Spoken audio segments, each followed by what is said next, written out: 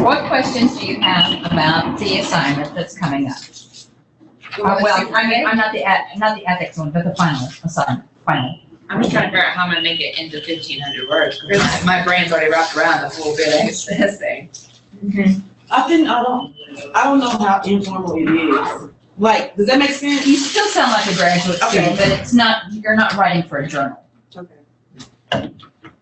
So it's not like, it's more, you said it's like what we found and what we learned, but not necessarily a bibliographic essay. Right. Right, but you'll talk about the articles. Yeah. Right. And you'll quote them and then put in text citations and stuff. But, you know, you can talk in first person,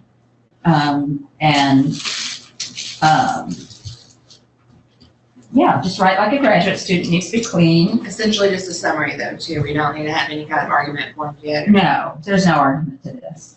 No, you just figure out what you figured out.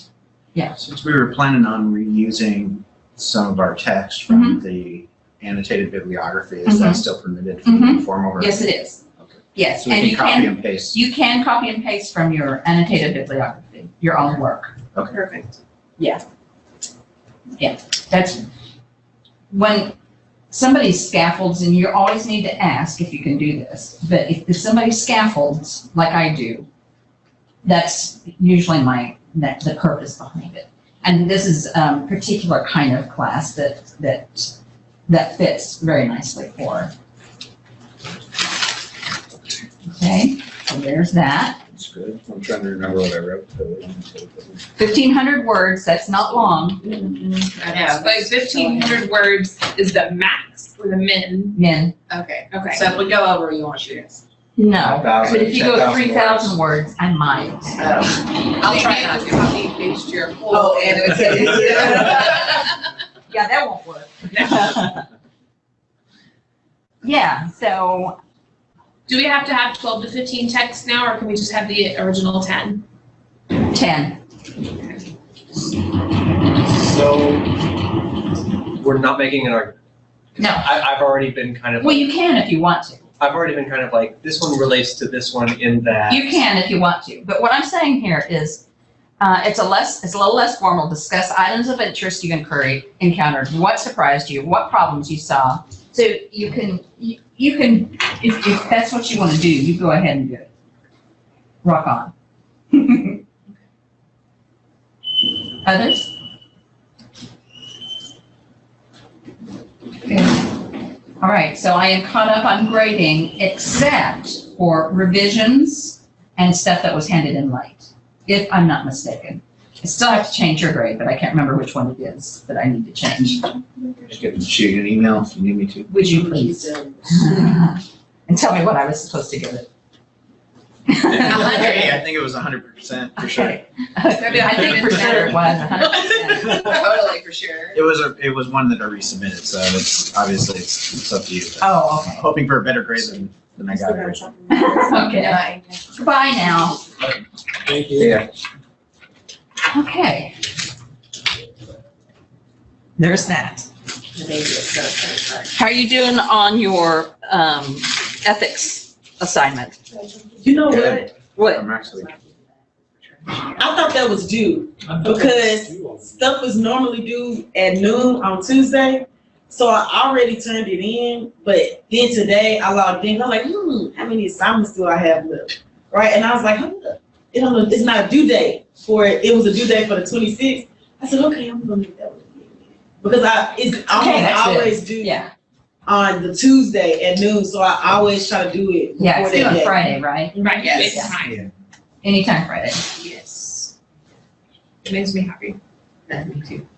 Remember that during evaluations. I've already done mine for this round. I'm kidding. I'm kidding. I'll need that extra time. So if you want I to do did, although I have been working on it, I'll just make note and learn my lessons. Yeah, well, and since I cut down on the final project, God, and that's relieved me. so much. I honestly needed that time too. So, responding to bibliographic essays takes a really long time usually. And although at this point, if you don't know it, We got a problem. got a problem. Yeah. If that should make sense, make good sense. No, I have to admit, when I was working on my annotated bib today, I was able to do most of my bibliographic entries without having to go back to the website. Sweet. Yeah, I forget though. I know. I mean, I almost always open up the tab I do to too. Outproduce just to have it. But I would rather go back and double check myself than not. But I was managing to get through most of it without having to check.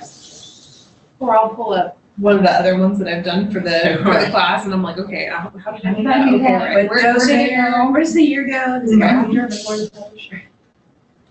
Alex had an interesting encounter with someone in annotated bibliography, though, in the Writing Center. Yeah, a student, I think You it's, told me, but tell the rest. yeah, a student came to me the other day and asked if I knew what an annotated bibliography was.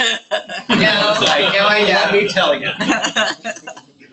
And then one of my coworkers was trying to explain the methodology, but he was using it as you use method, and I was like, Well, see, that's one of those things, and just be aware of it. People. Not everybody uses the same terminology.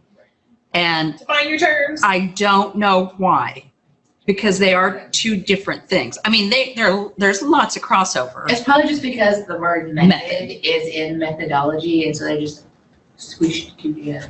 Yeah. But if you look at the description for this course, but methods too includes the skills, the research skills. So that's part of what all of that.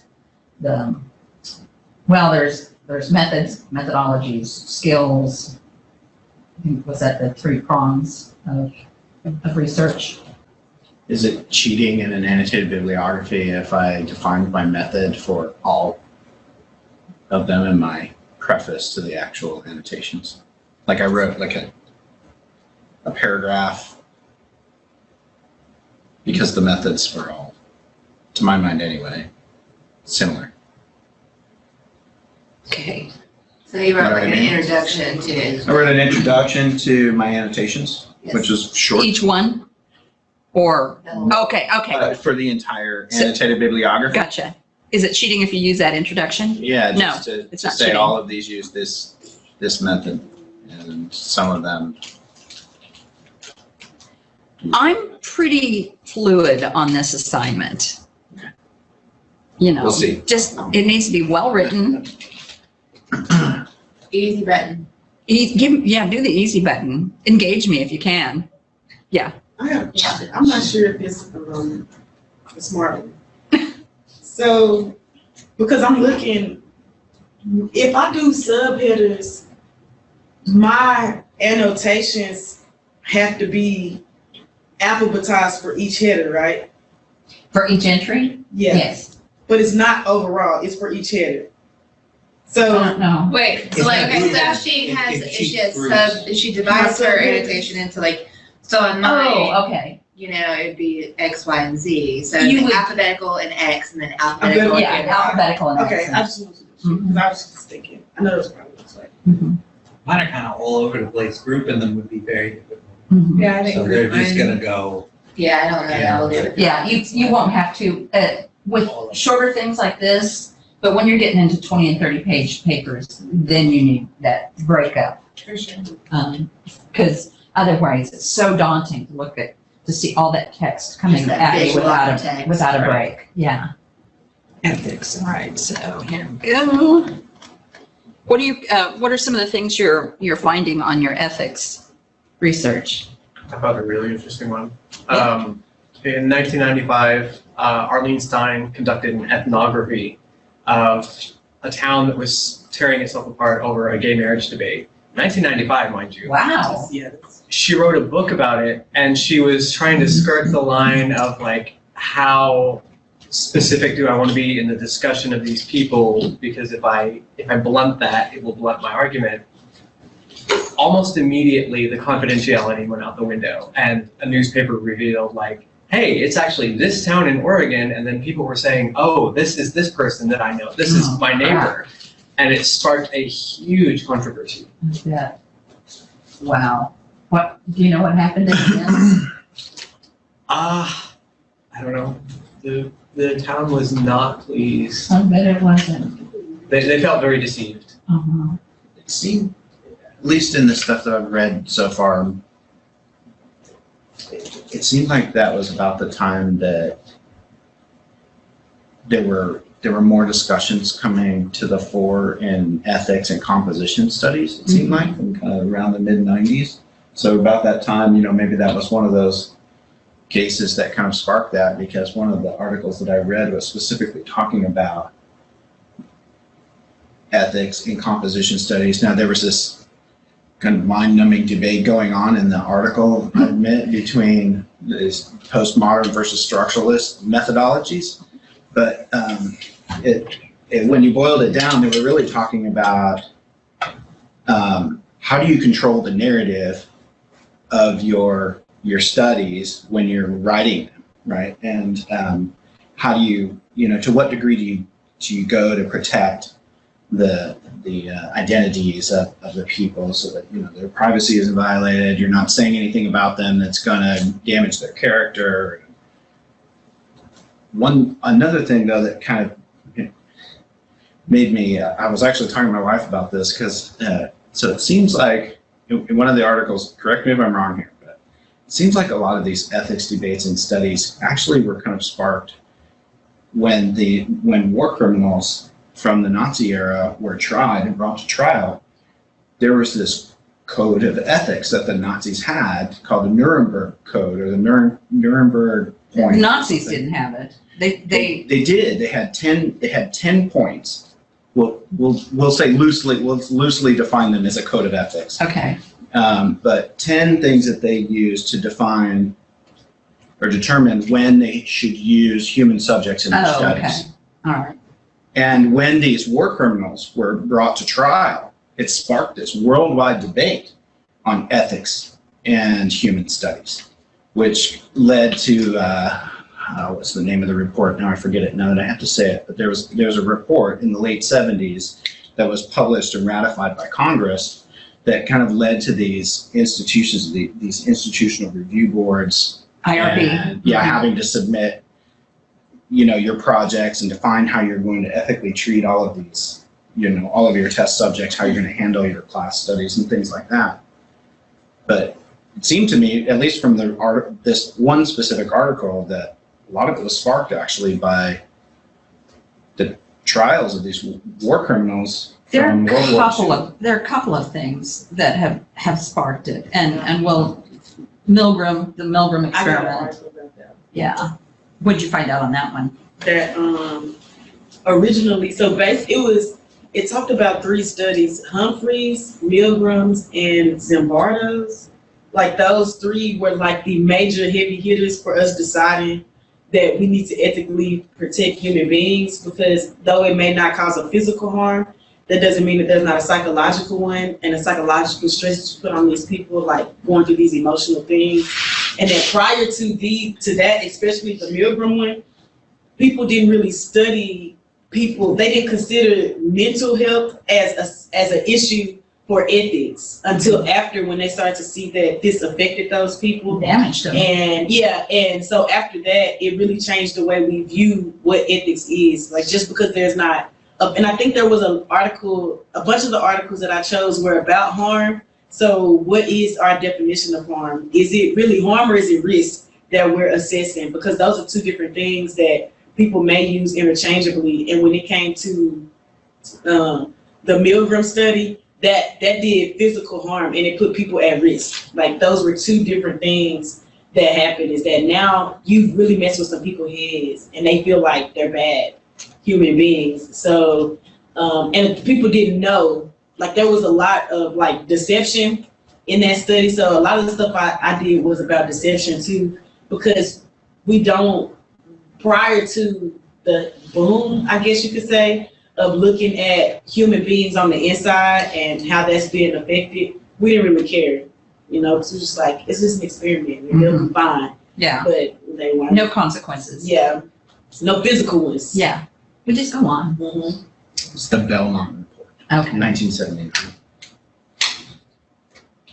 I read something that, like, it was written in 2006, I believe this one was, but it was talking about how educators use action research all the time, and how it's really hard to separate out, like, the researcher from the teacher and how it's hard to separate like your students and your participants and like how to navigate like giving them an option to participate in the research that you're doing or not, and then like how can you still facilitate the research and get the information that you need without seeming shady because like you can't be involved in part of it because it can't be like attached to their grade, and whenever it's not attached to their grade they're like, well, why are we even doing this, and it discounts the research, and it's just like this whole like wormhole, and I'm just like, what a disaster.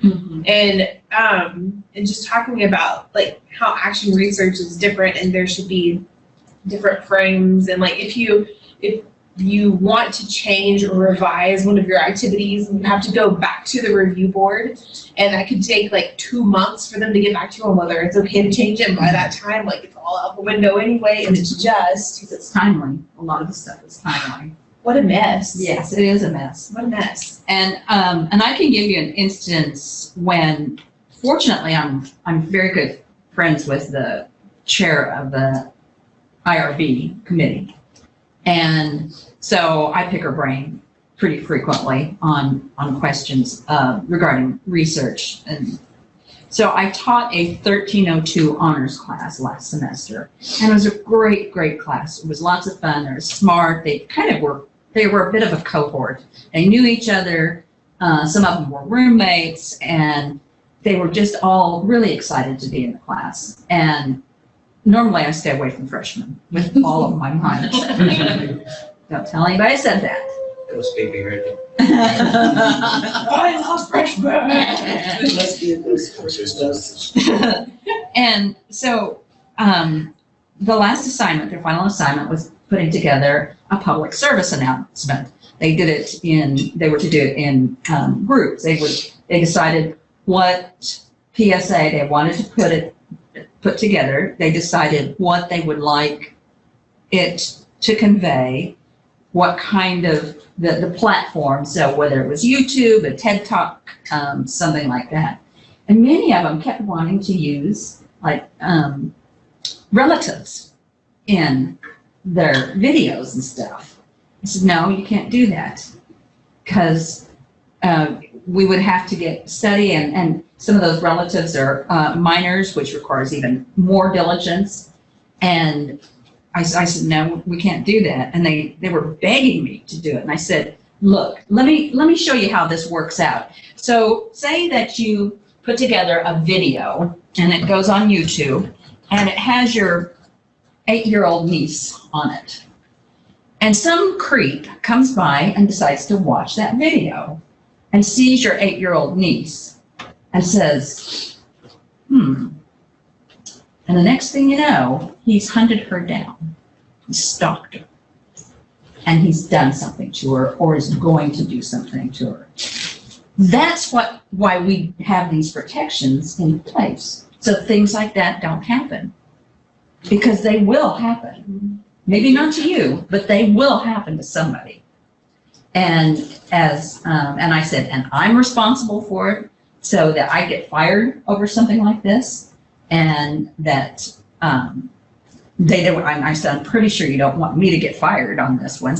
But they were, they were trying so hard. And the way I ended up having to do it was nothing could go out on anything. It had to be all, nothing was on YouTube. Anything that they gave me was done on their laptops, and then they either kept it or destroyed it. And I couldn't keep it, of course. In fact, when you do IRB's protocols, that's one of the things that you have to do, is you have to say where you're going to keep the data and what you're going to do with it after you're finished with it. Because you can't just hang around. So you have to figure out a way to destroy it. So those are some of the situations that we encounter in terms of thinking about ethical approaches to human subjects. And, I'll talk about it more next week when we talk more fully about the research that you came up with on ethics, and then I'll also cull some of the articles that that everybody's identified some of the more interesting things. And we'll talk about how those go. And I'll probably take you to the website where we do international, where it has the International Review Board materials on it from this university. But it's guided by lawyers, committees, and it's always err on the side of safety.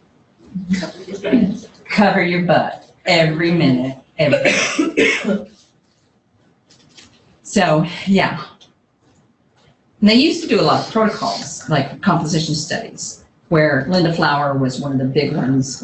Well, she had a partner in crime on that. And they'd have students, college students, freshmen, write and explain what they were doing while they were writing, which of course, I mean, even the explanation part changes the research. And if you are, if you believe in quark theory, even if the person doesn't know he or she is being observed,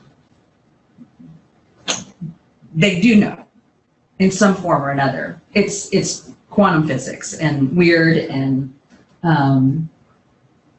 yeah, just the act of observing, even if the person doesn't know, changes the circumstances because of quantum physics, because of the branches on the trees that go everywhere. Yes. Yeah, it's funny, there were even, the article I wanted to mention was a linguistics article, and it talked about the ethics of using Facebook data. Yeah. You read that one too? What's public is on the wall, what's Mhm. private is the friend, and they designed what they considered a model you could adopt for using through Facebook conducting a study. How you should set it up as an open group till everyone comes in, how you should get informed consent, then you should close it.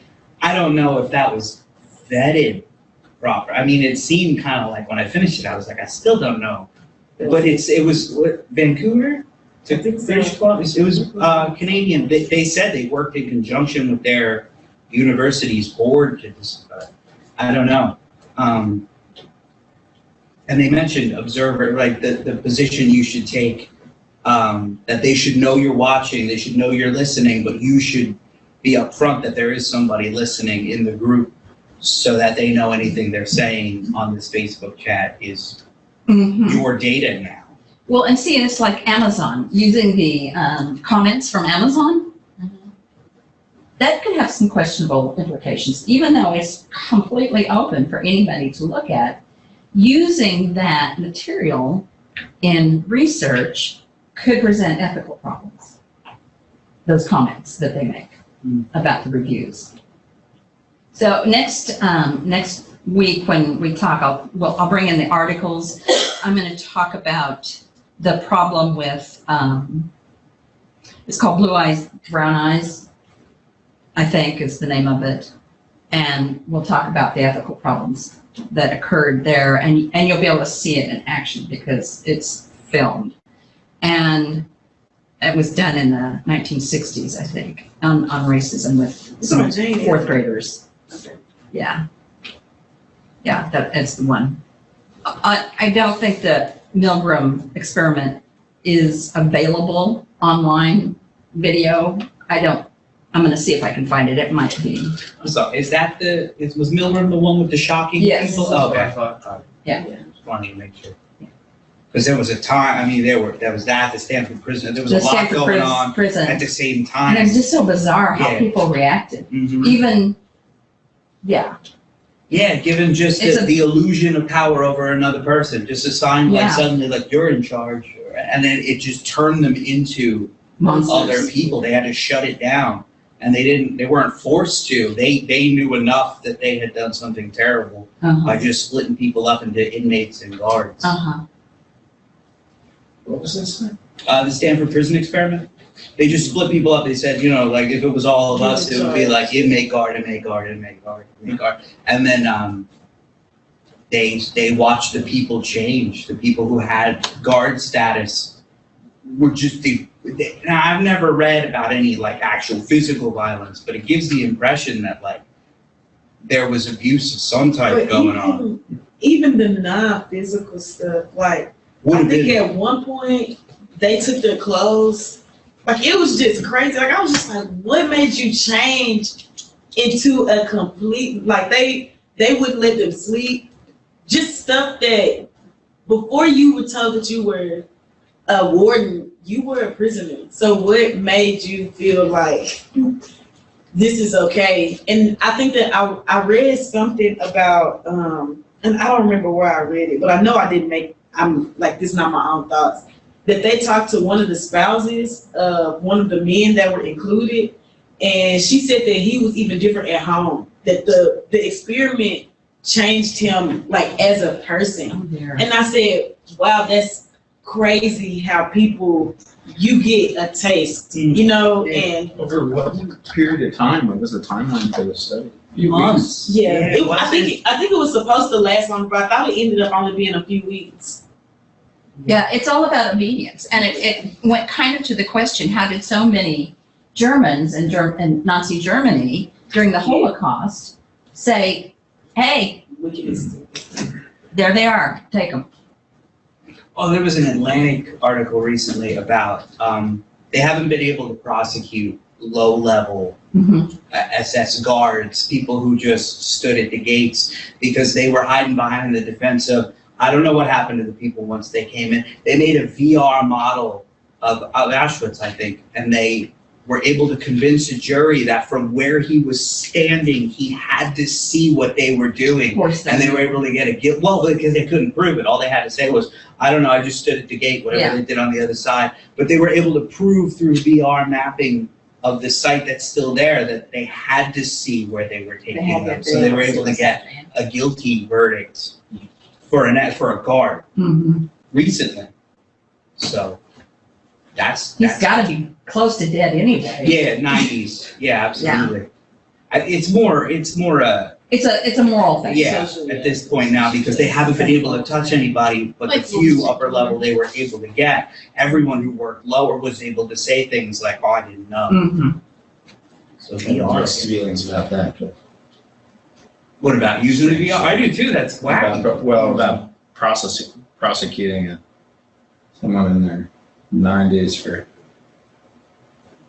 Well, and at that point though, it's more of the principle. Yeah, it's a principle thing. Yeah. And it's a principle thing for future.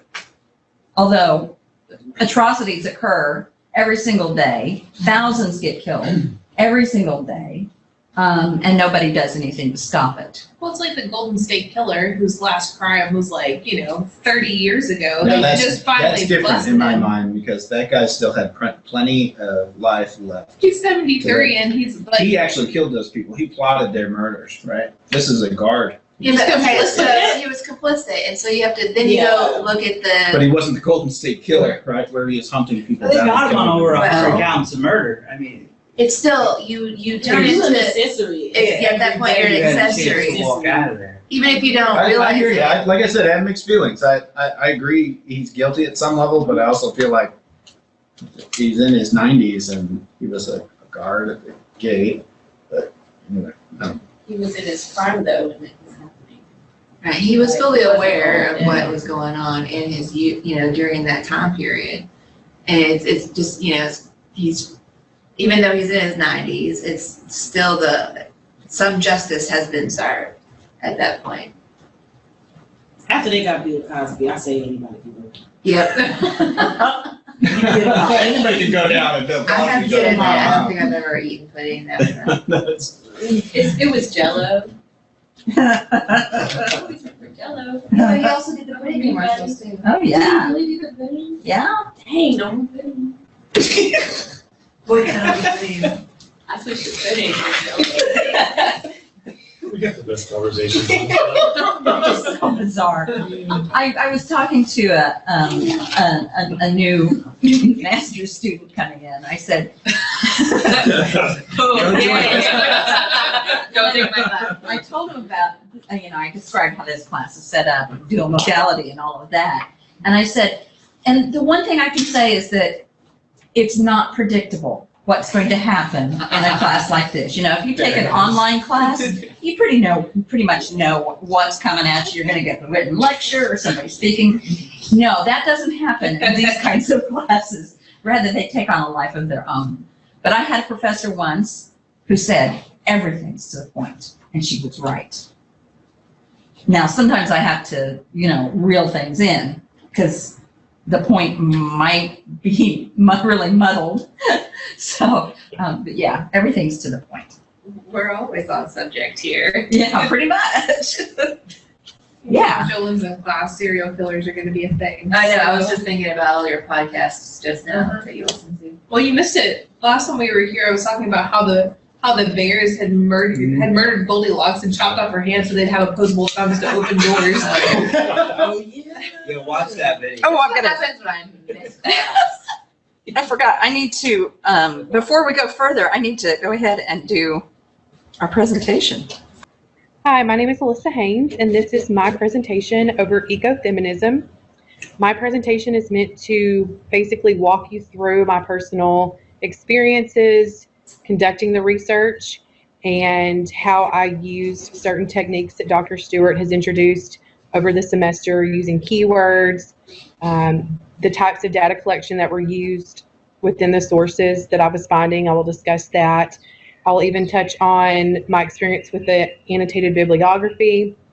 And then I'll also talk about some of the interesting findings that I came across as I was conducting my research. So if you guys have any questions, feel free to send me an email and I'll be happy to get back to you. Before conducting my research, I defined ecofeminism as the way women are perceived in our economy. And as I started sifting through, I guess you could say, various sources, I came across a few other definitions. Actually, I came across a lot of definitions of ecofeminism, but there were two that really stuck out.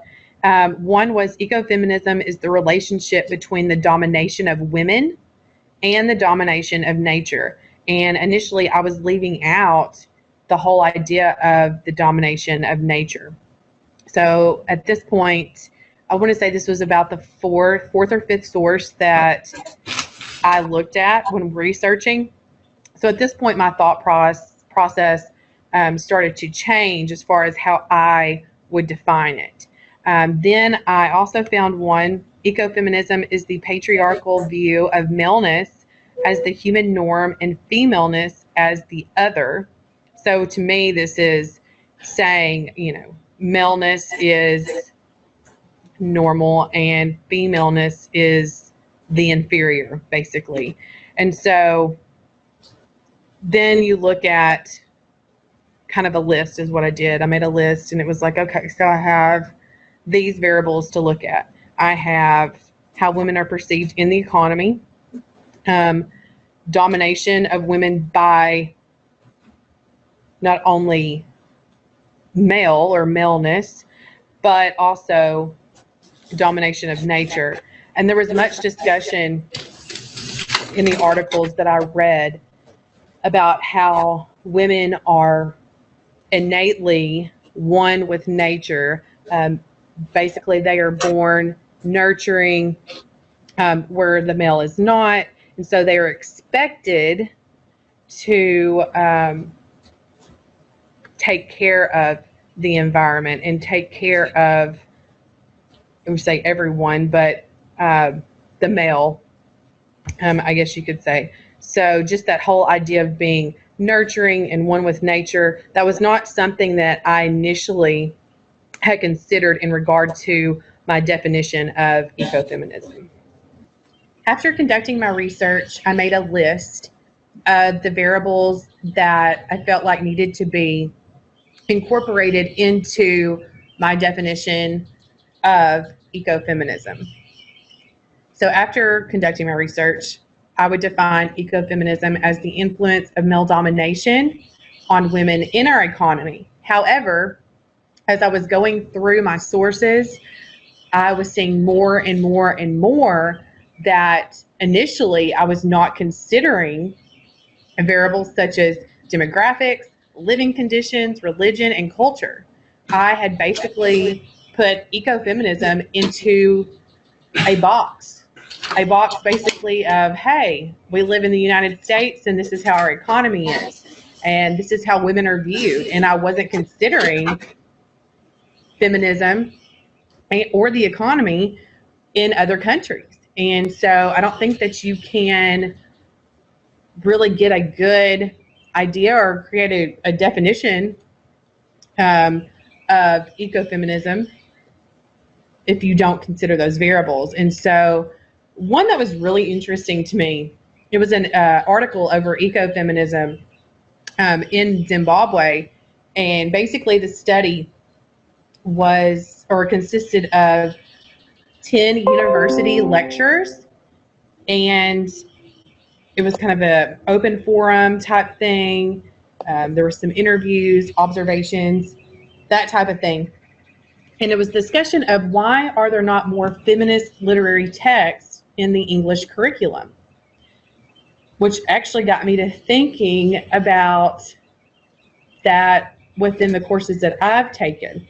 And basically what it came down to is the women lecturers were saying, well, we don't use feminist texts because males dominate the important jobs within the department, the English department. So they basically choose the text, and then the men are going, well, yeah, we choose male dominant text, but it's unintentional. We're not meaning to be, we're not meaning to project this male dominance onto our students. But even things like this is just an example of how our society, and as educators, we are actually enforcing this idea of male dominance. And so anyways, it was really an eye-opener for me. And also too, it talked about how they did a comparison study in the US, which determined that the way feminism is perceived has nothing to do with gender, but other variables such as religion and education more so in the US than in other countries. So it was just really neat to see the different perspectives, and it made me step out of my box and think about it in a broader spectrum. After conducting my research, I made a list. As I was conducting my research, well, I actually started my research by putting ecofeminism into the search bar. Obviously, I had available sources there, but I was really seeing the same information over and over again, the same ideas. And so I read through a few of the articles and I made another list. What words am I seeing over and over again that I can correlate with ecofeminism to broaden my search? So some of the useful keywords I used were women's rights, stereotypes, race studies, male dominance, and ecofeminist values. And so when I used these keywords, the available amount of scholarly sources pretty much tripled at that point. And this was a good reminder for me. Obviously, as a graduate student, I've conducted research before, but I've never had a professor like Dr. Stewart really emphasize the importance of using keywords. And really, this is something that we should all be doing when conducting our research. It's something that I should actually be enforcing with my students to broaden their searches as well. But I think that we often forget that by just using the topic that we are searching for and not looking at the subtopics around it, then we're really constricting the information that we find. As I was going through my sources, I saw a lot of qualitative data. There was a lot of interviews. There were a lot of text or archival information. As far as quantitative, I would see it. I never really saw quantitative data without qualitative data within the source as well. So really what I was seeing was simply just qualitative data or blended data. I don't know if it's just because of the actual methodology of ecofeminism. I think that to obtain information, you have to do a lot of observation, and you have to reference a lot of sources that other scholars have submitted over the topic. But yeah, I really did not run into a whole lot of actual statistics as far as ecofeminism was concerned. The annotated bibliography. This was a huge learning experience for me, as I had written two annotated bibliographies prior to this course, and I learned this semester that I was not writing them correctly. And as I revised my annotated bibliography with the instruction and help of Dr. Stewart, I realized what I was really missing out on, really digging into the information and summarizing it in my own words. Whenever I was initially taught how to do an annotated bibliography, we were basically taught include the important information, which includes the abstract and just the main points of the article, without actually putting it into your own words, which that equals plagiarism. And so, yeah, this was a huge learning experience for me. The annotated bibliography really helped me to not only gain a better understanding of ecofeminism, but a new understanding of ecofeminism in a way that I don't think that I would have if I would have not been required to do the annotated bib. So I'm really kind of curious as to what others in the class, what you guys think as far as reflecting on the annotated bib, what things worked for you and what didn't work for you and what did you get out of it. I think that it's actually pretty sad that this is not something that is readily taught, even in higher education especially. I mean, I had my bachelor's in English, and like I said, I'd written two. I actually had only written one annotated bib prior to grad school, and my bachelor's was in English. So it was just very useful. It brought in a whole new understanding of my topic. And so I'm just wondering what we can do to basically emphasize the importance of the annotated bib. I found a lot of information on ecofeminism as I was conducting my research, but one that I thought was worthy of sharing with you all was the example of ecofeminism in advertisements. And so they used the Marble Man and the Marble Man's, I guess you could say, counterpart, the Dakota Woman, which these images were created to entice consumers, obviously, to buy Marlboro cigarettes, and in the 1960s. And the article that I read discussed how the Marble Man was always in an image, or the advertisement was simply just the Marble Man. It focused on him. He was dominant, and he was enough to sell the cigarettes. And then on the next slide, we'll look at the Dakota Woman and look at how that type of image or advertisement was created, because it's very different than the two that you see here.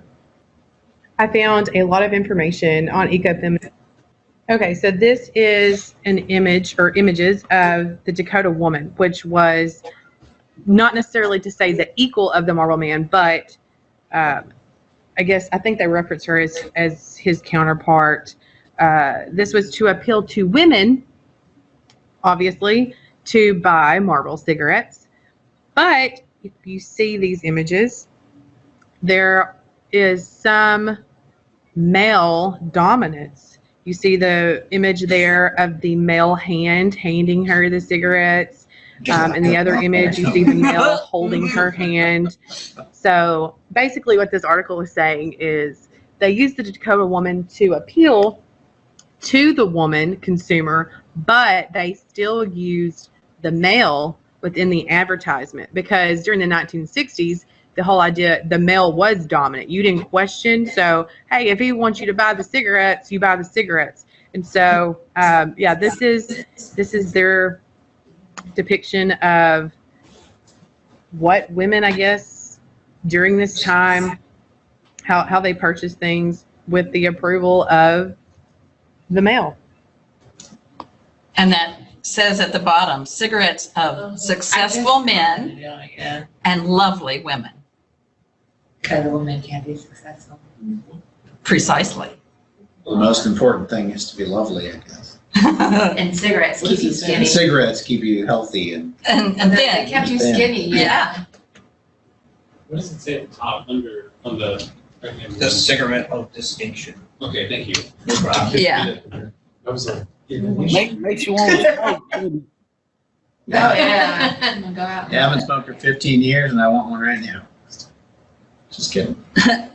I was like, dang, wrong trigger, right? No, it actually still doesn't work for me. Presentation, I mentioned the study that was conducted at the University of Zimbabwe and their lack of feminist literature within their curriculum.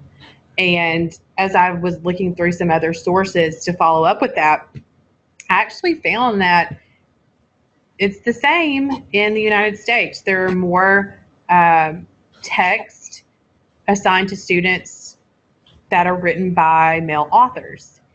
And one of the articles that I read discussed that students must be informed to advocate for social change. So if they do not read feminist text, then their lack of knowledge is not advocating for that social change. There was many professors that, again, talked about how, they really weren't aware that they weren't assigning feminist texts until someone brought it to their attention. And I think that this probably happens more so than people realize.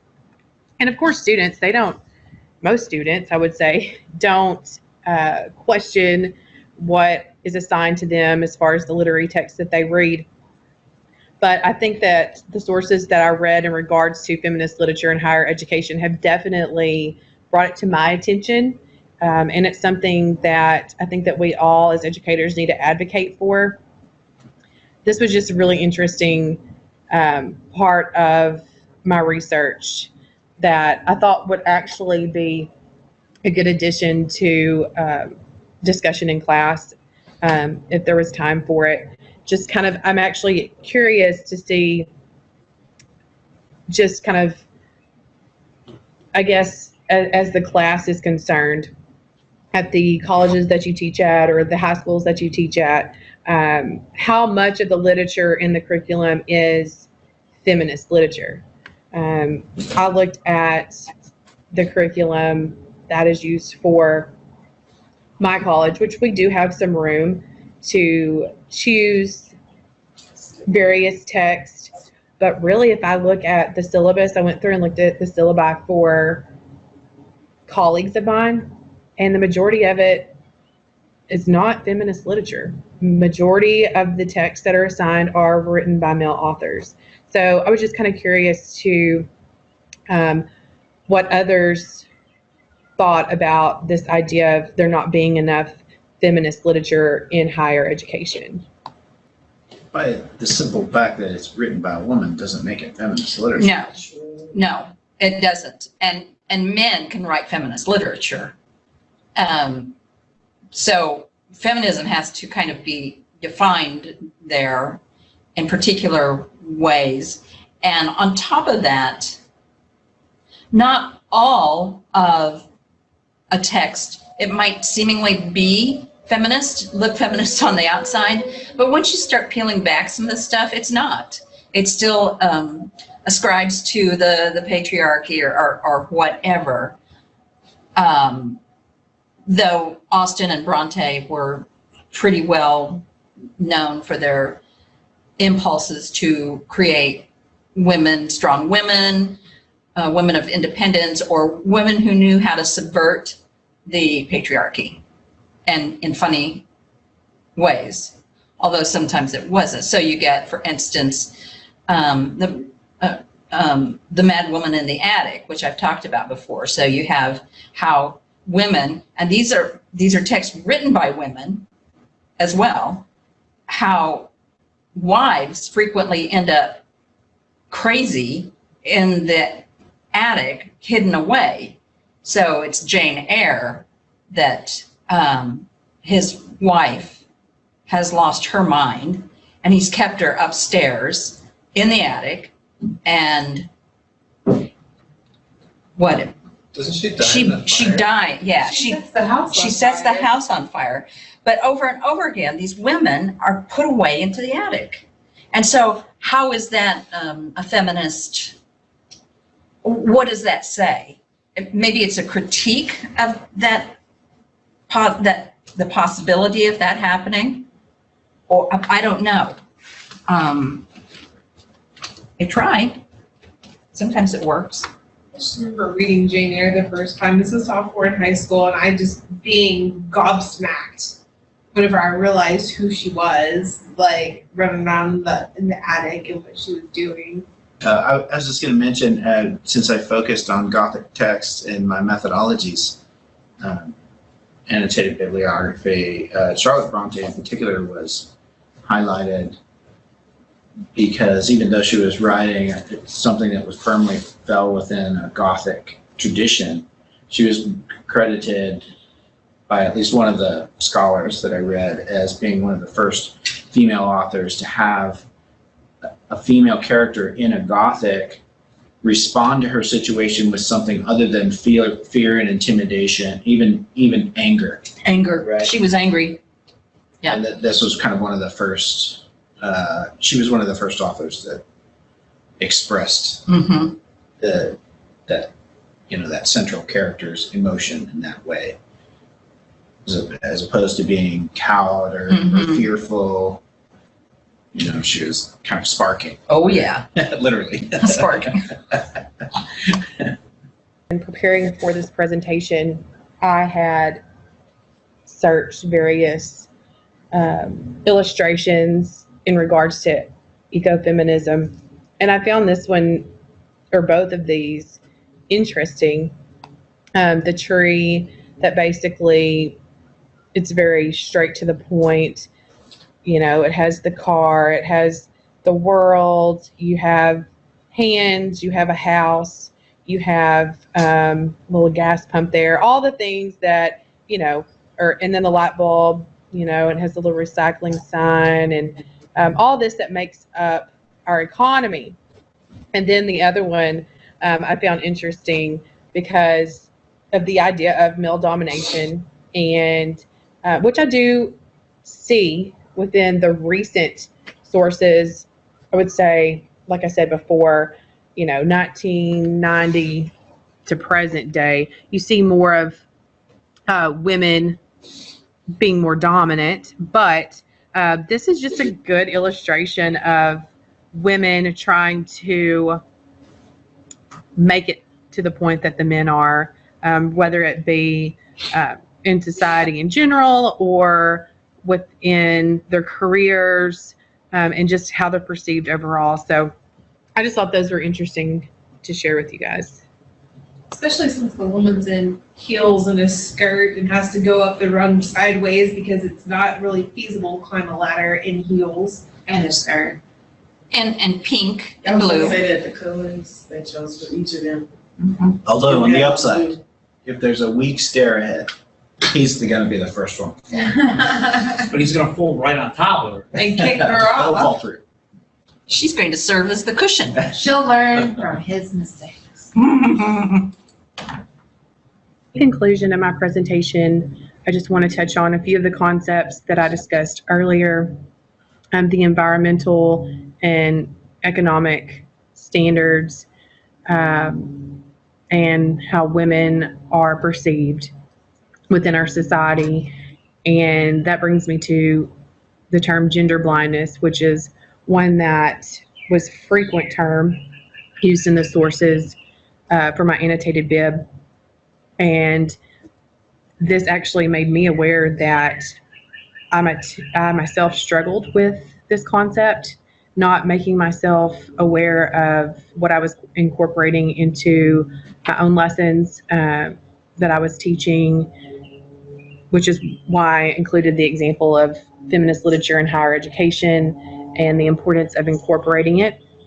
If our students are not informed, they're not introduced to the information, just like if they're not introduced to feminist literary texts, then the perception of society or the environment would not be the same as if they had that knowledge. So basically, to advocate for positive change for future generations, I've learned through this process that it is up to educators to inform students, and then we can only hope that they will follow up with that information and develop positive ideas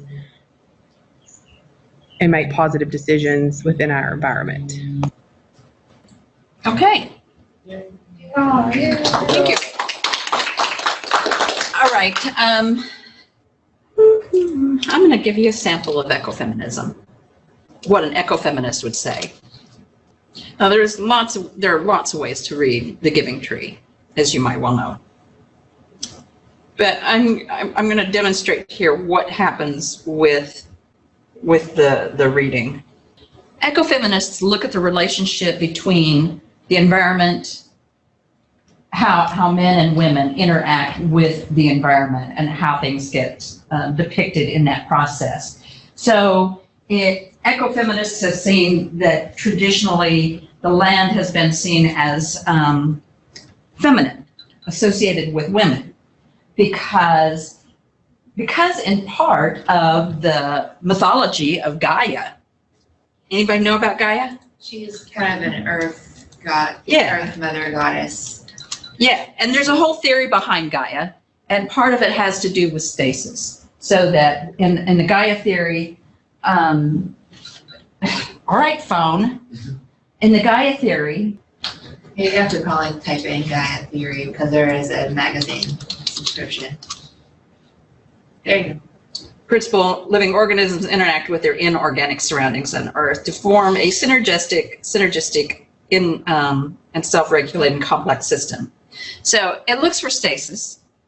So if something gets out of balance, the Earth attempts to put it back into balance, as though it's a sentient living being that has a mind and says, looky here, naughty, naughty. And so that kind of explains perhaps the death of the dinosaurs, different weather conditions. If Gaia theory is in practice right now, we're fixing to have a lot of trouble. And that's actually, that's what the scientists tell us. Climate change is a thing.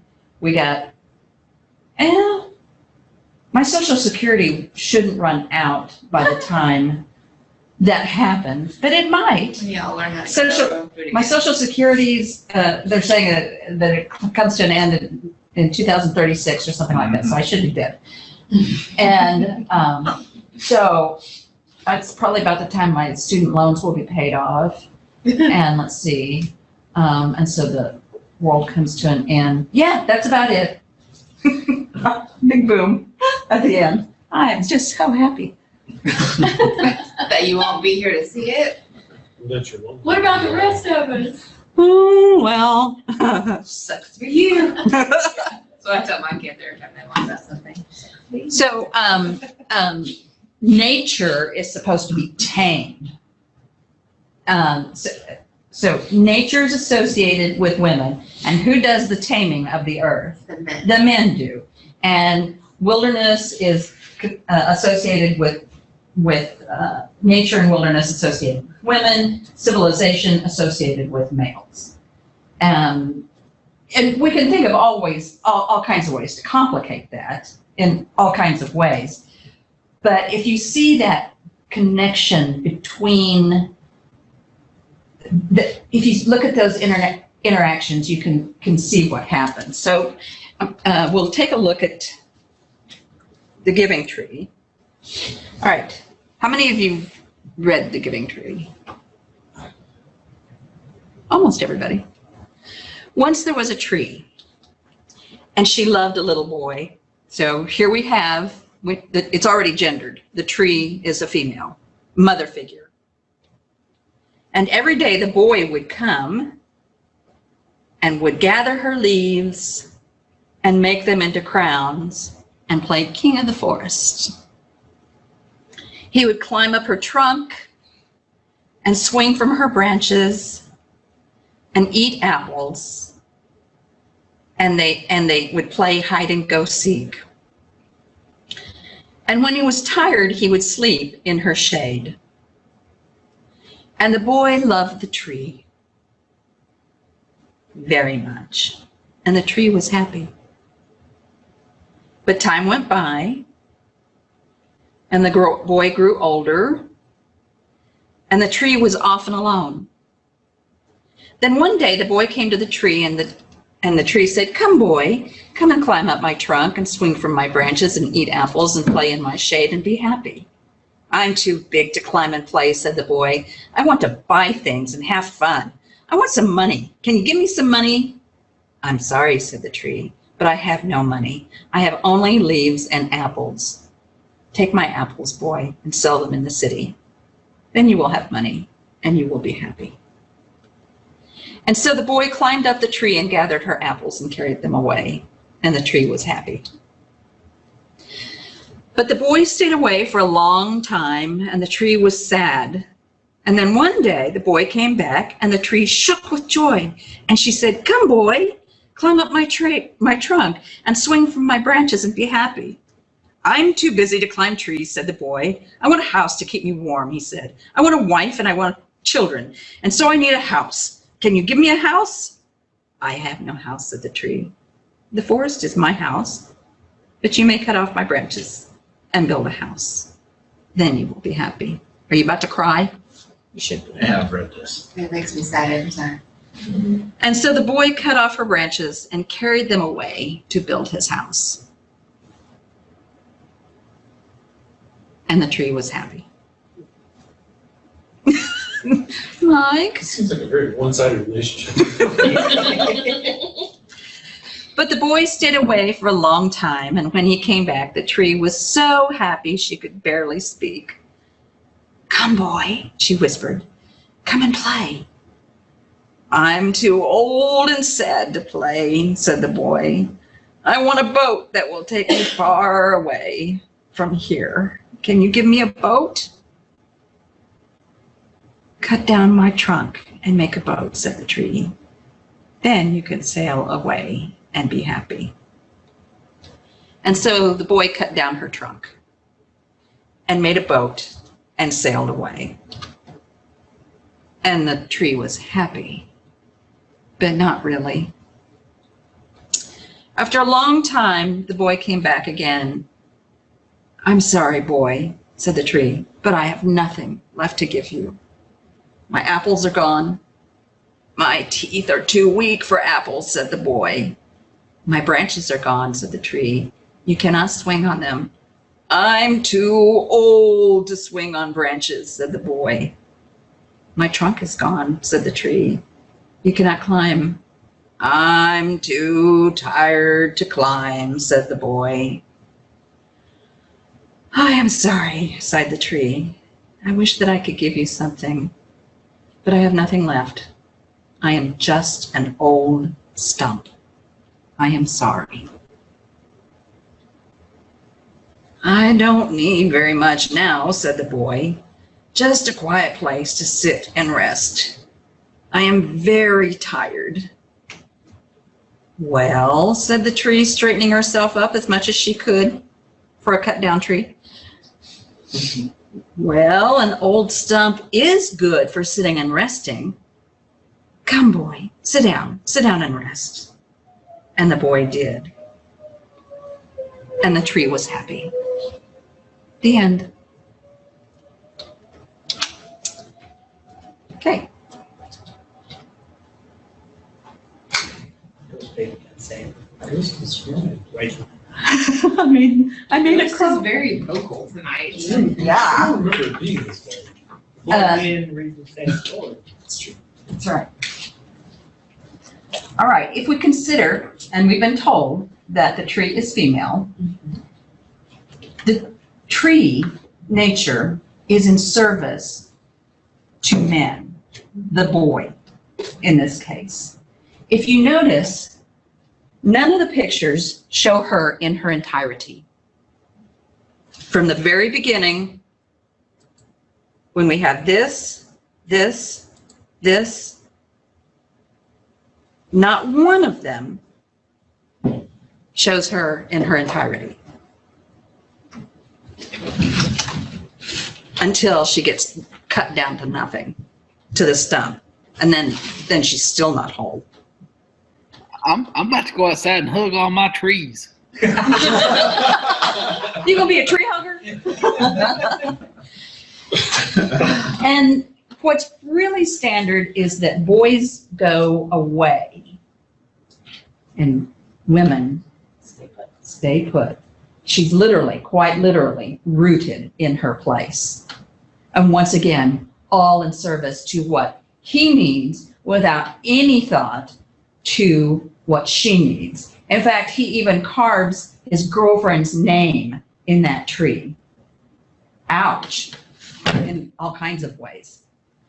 So the ecofeminist says, let's look at this relationship and see the where it's equal, where it's unequal, who's rewarded, who's punished. Is it equal anywhere? Like, Never.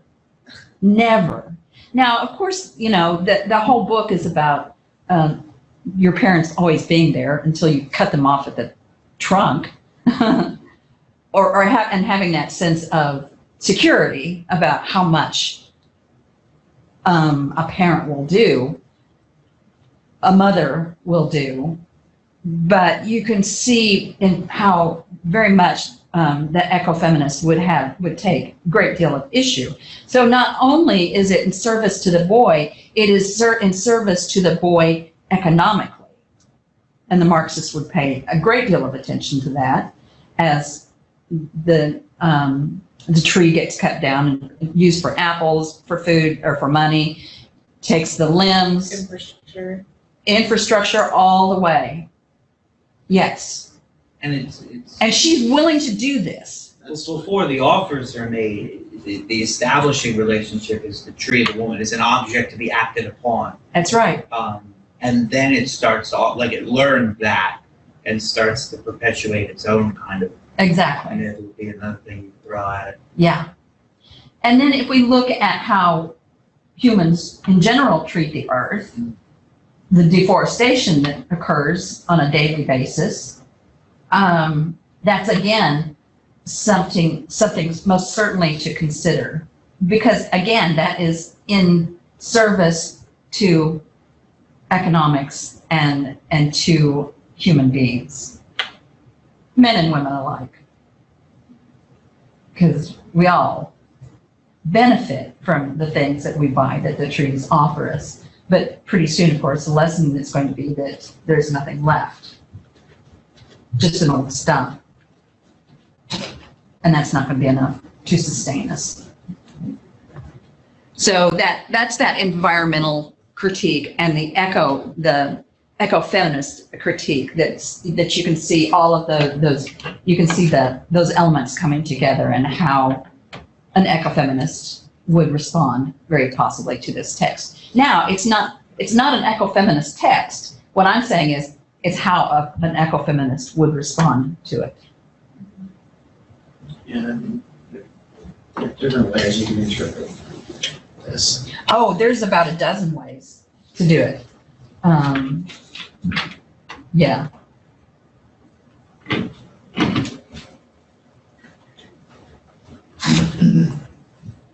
Anyway, that's that environmental reading, the ecofeminist reading.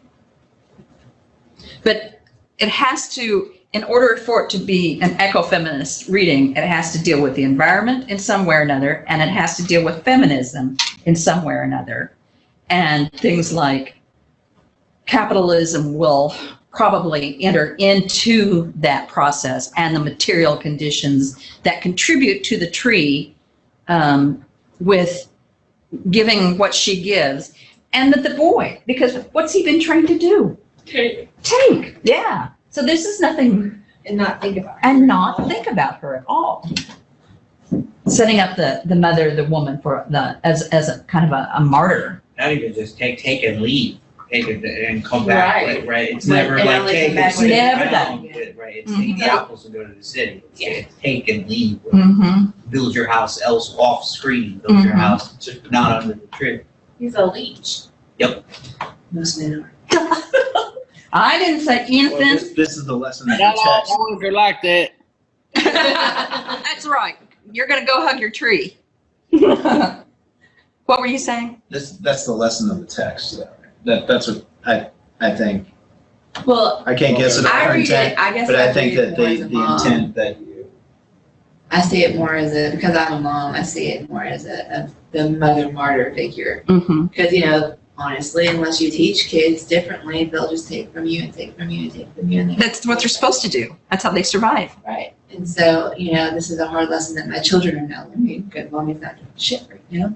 So they can do it for themselves. So. Well, and motherhood, you could argue in different ways, parenthood in general, right? Motherhood, fatherhood, it's sacrifice, Mm-hmm. right? You're always making sacrifices for your children. Mm-hmm. And you do it willingly because you love them and you give them everything, right? If you're a good. If you're, I was saying. I mean, there are limits to that, but anybody who's a parent probably gets where I'm coming from with that, right? Mm-hmm. And that's what this book is probably really I about. mean, I feel like that it's, yeah, definitely. I mean, you kind of, that's why I say, there's many things you could read into it. Yeah, you could certainly read it as a Marxist, take a Marxist approach to it and critique it. I feel like in the end, it really is meant to be instructive without being delving think? too deep into the author intent. Of the environment? No, not for environment, just the give and The giving. take, right? Mhm. I mean, this kid clearly took and took and took Mhm. thoughtlessly, right? And I would Kind of like think humans based do. on what I've read of Shel Silverstein's other work, that the intent would have been to teach. to bring that to light, right? To make it poignant, something that sinks in for any children that read this type of book or have it read to them, and have them think about, wow, that's kind of sad, isn't it? Right? And at the end, you're left with a dead stump. Mm-hmm. I don't know. Nothing left. Anyway, out there, interesting. Yeah. Isn't it amazing what happens in picture books? I've given some pretty harrowing examples to this point. I'll never look at a children's work again the same way. I know, right? It's gonna be so hard for me to read Class. books of I this know. baby. I'm gonna analyze the text. And my while my reading. grandchildren show up, it's like, yeah, I bring me can't a read that book. book to you anymore. It's like, what do we got here? Right? Let's talk about the Still Marxist remember the little implications of We this just story. did that one in Dr. Rosenkamp's. Yeah. Did what? The Little Little House. Uh-huh. We did the Little House Ferdinand and Millions of cats. I love Ferdinand. I love doing Ferdinand. And, yeah. So I think we've answered this, Thomas, with this is some of the stuff I picked up from the discussion board. You don't need to, the 10, is that what we said? Yes. It's 10, just the same. Now why? I thought I had this better organized. I guess not. And should we still put the articles we found into discussion with each other? Like I said, just follow the instructions, and I mean, if you want to, that's great. Put them into conversation with each other. This should be organic. It shouldn't be forced.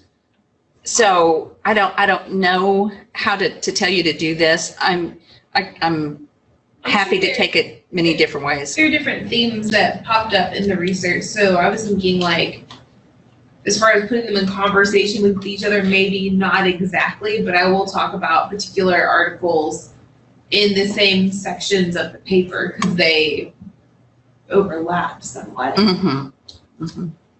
All right, so Alyssa asked, what methods do you find useful when teaching research at the secondary and or in higher education?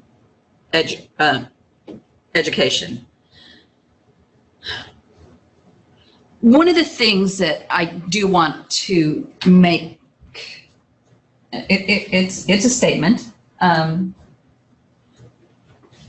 In terms of undergraduate, we used to have a lot of students take English 305, which is children's literature, and 406, which was adolescent literature. And in fact, the curriculum and instruction had it as one of their requirements. But they didn't like the way we taught it because we taught them as literary texts, just like we would teach Shakespeare or Virginia Woolf or anybody else. We didn't teach how to teach them. We talked about them as texts to be considered from varying standpoints. And so they took that, they removed that requirement. I think they created their own so that they're talking about, creating units and stuff like that. But I think we're doing young people a disservice by not talking to them about the depths of a text. And so and to be able to talk to them about it. So when they read The Giving Tree and sit down and say, what do you think? And present these ideas, kids will reach the stars if we let them.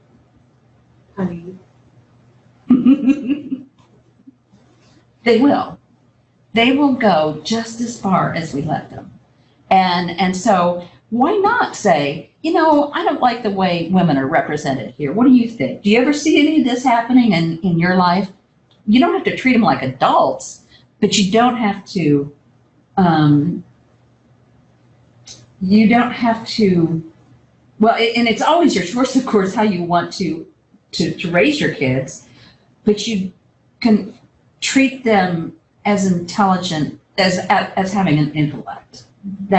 So that's my statement. So, you don't get to in high school teach Marxism and feminism and stuff like that because it's not on the test.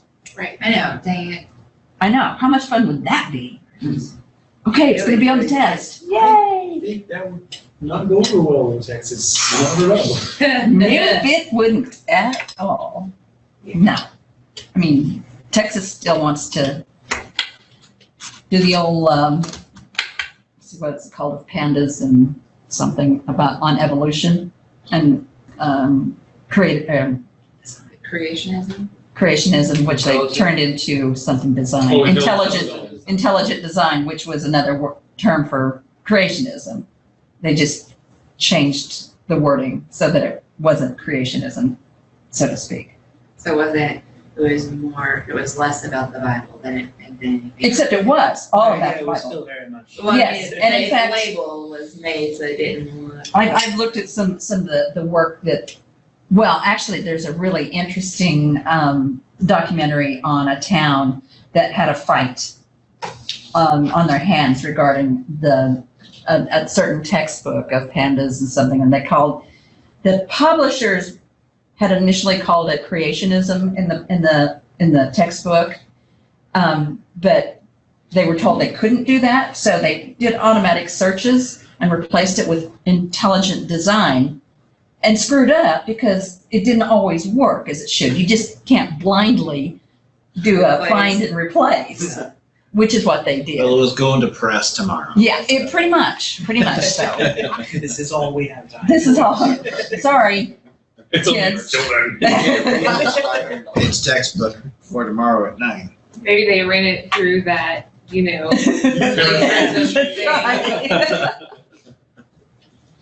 So if you're talking about high school, there's only so much that you can do in high school because there's only so much time. In college, you're getting, in my undergraduates, they get the same thing that you do.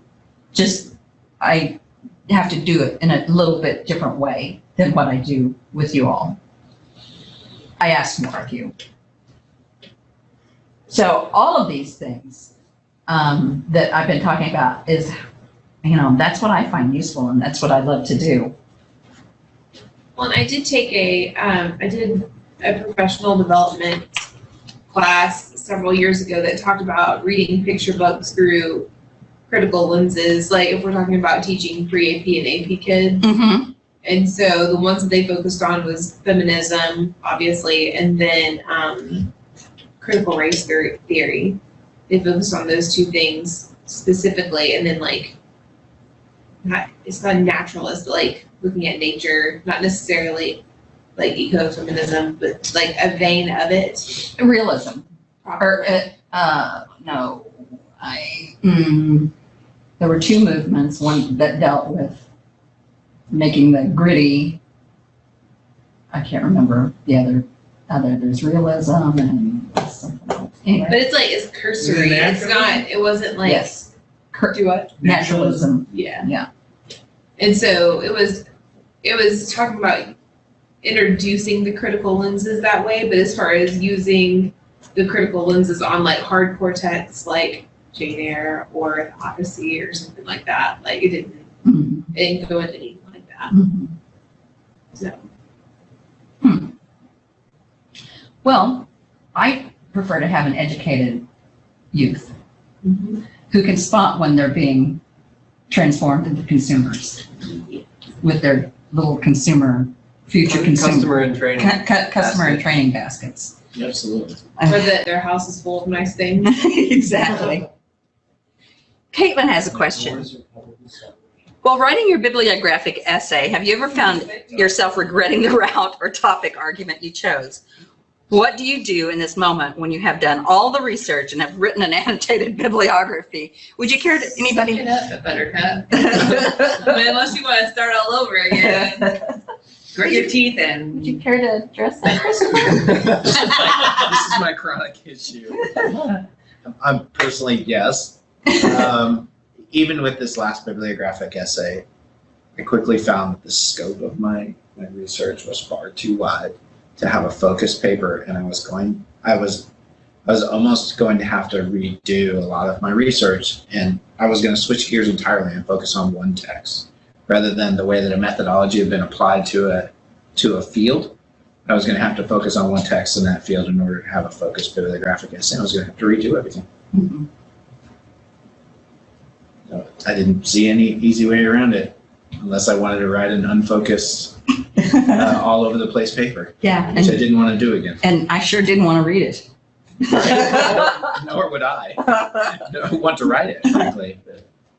Yeah, I mean, sometimes what I just do is say, okay, I did learn something in all of this. It will get stored away in that file cabinet of my brain, and I will pull it out someday, and it will continue to inform the work that I do. So I don't ever think of it as wasted. Now, it might really be inconvenient in terms of timing. Well, in my case, I could just add this one last thing. I mean, I could have. A lot of my research kind of led to a specific texts. Mm-hmm. And so I could reuse some of what I had done, and that was my plan, was to reuse at least half of what I had done, read that text, and then get a few more articles to shore up the paper. So, I mean, I would recommend reusing as much as possible, and if the research that you've done seems to zero you in closer to a usable topic or argument, then reuse as much as you can, and shore it up with additional research. I'm not seeing any shortcuts. So. Yeah, and I'll give you an example of a radical instance, and I did this. When I was attending my doctoral program, at the end of the program, we had to take comprehensive exams. And hopefully that comprehensive exam would lead into our proposal and then our dissertation, ideally. So consisted of 3 parts, one of which dealt with my specialty, which was children's and adolescent literature. And I wrote the exam, and I can't even remember what I wrote it on. And I got done with it and turned it in, got a good score on it. And I said, I cannot write about this topic. I cannot spend the next year of my life writing on this topic. And so I abandoned it, and I started all over again. Now, I got to use part of that. It didn't go to waste, and it has continued to inform, even though I don't remember what it was that I picked to start with, but it continued to inform the work that I do today. So sometimes you have to start all over again. Now, I don't think I lost too much time, because I would have not written as quickly as I did on a project that I just despised. I would dread it daily. Instead, I transformed it into something that engaged me. And that's how I had to do it. So that's kind of a pretty radical example, but it happens. Don't let it happen to y'all. I always try to start too specific and then gradually work my way out more generally instead of starting generally and then trying to hone it into specific. That way I hopefully avoid some of that on the front end. Mm-hmm. But I don't know if that's right or not. That's just what I try to do, because I get overwhelmed with possibilities. And so I need a very narrow and specific focus. And if I can't find enough at my very narrow and specific focus, then I'll open the aperture a tiny bit. Because if I have like 10,000 things to come through, like I shut down. Mm-hmm. But you give me 500, even if I can only use one, I'm like, okay, 500 is much more manageable than 10,000. Mm-hmm. So yeah, I'm detail oriented, not big picture. So that's how I roll. I think I must be a little bit of both, because I can't necessarily see problems with the organization in my own work, but I can see it in other people's work, and I can see how to make it work. If there's a way to make it work, I can generally get that big picture. But I'm also all about the detail. But I guess, for a dissertation, it has to be both. Jill writes, when putting together a bibliographic essay from an annotated bib, if it becomes obvious there is no or not sufficient literature on a relevant area within your subject, do you address that in your essay or just skip over it completely? Do you make that a topic by discussing the fact that there is lacking scholarship on that area, or just not mention it at all? Additionally, and yeah, we need to talk about this. First we'll talk about this part. It's kind of a dream come true, depending on the nature of researcher that you are, to be able to come up with a topic that hasn't been written on very much. And that's what you want. That's that place that you want to find your gap and to do original, as far as original research on. If it's been done to death, it's so much more challenging. So, Marxism and Shakespeare, done to death. Nothing new there, really. Or, was Shakespeare writing feminist texts? And to explore those kinds of things have been done. But the difficulty when there's a scarcity of research is figuring out how to bring in that scholarship that you're going to need. So usually that means you're going to draw from other areas. You might draw from sociology or psychology or archaeology or just any political science, just any number of things. So I'm trying to think. There's a topic that I've been... Kind of touched on this a little bit with his presentation at the beginning of class, right? Or Did you? you had an idea to talk about Yeah, that? well, it was about a new sci-fi book that there wasn't anything on it, so I had to apply and the topic I ended up following was on clothing in the novel, so Shakespeare came up, and it was just a matter of using what existed and writing a methodology section about how I was going to apply these seemingly unrelated things to this work. So I just had a student work on, do an honors project on La Malinche. Are you familiar? Crystal. Yeah, Crystal. It's really, really good. And so there's been quite a bit written, scholarship written on her, but she identified this place that nobody had gone, and it dealt with using how Malinche and how contemporary Latinas use the Malinche story as cultural capital in some ways. It's who is it, Pierre, is it Bordeaux? Somebody, I can't remember. He talks about it, about how we garner cultural capital. So I have quite a bit of cultural capital because of the work that I do. And I use it in ways that kind of works like capital does, capital, money capital does.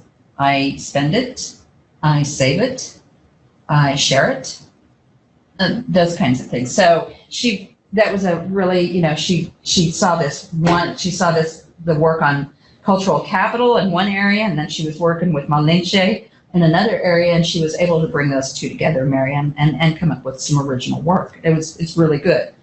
And so in her work, she says, nobody's discussed this.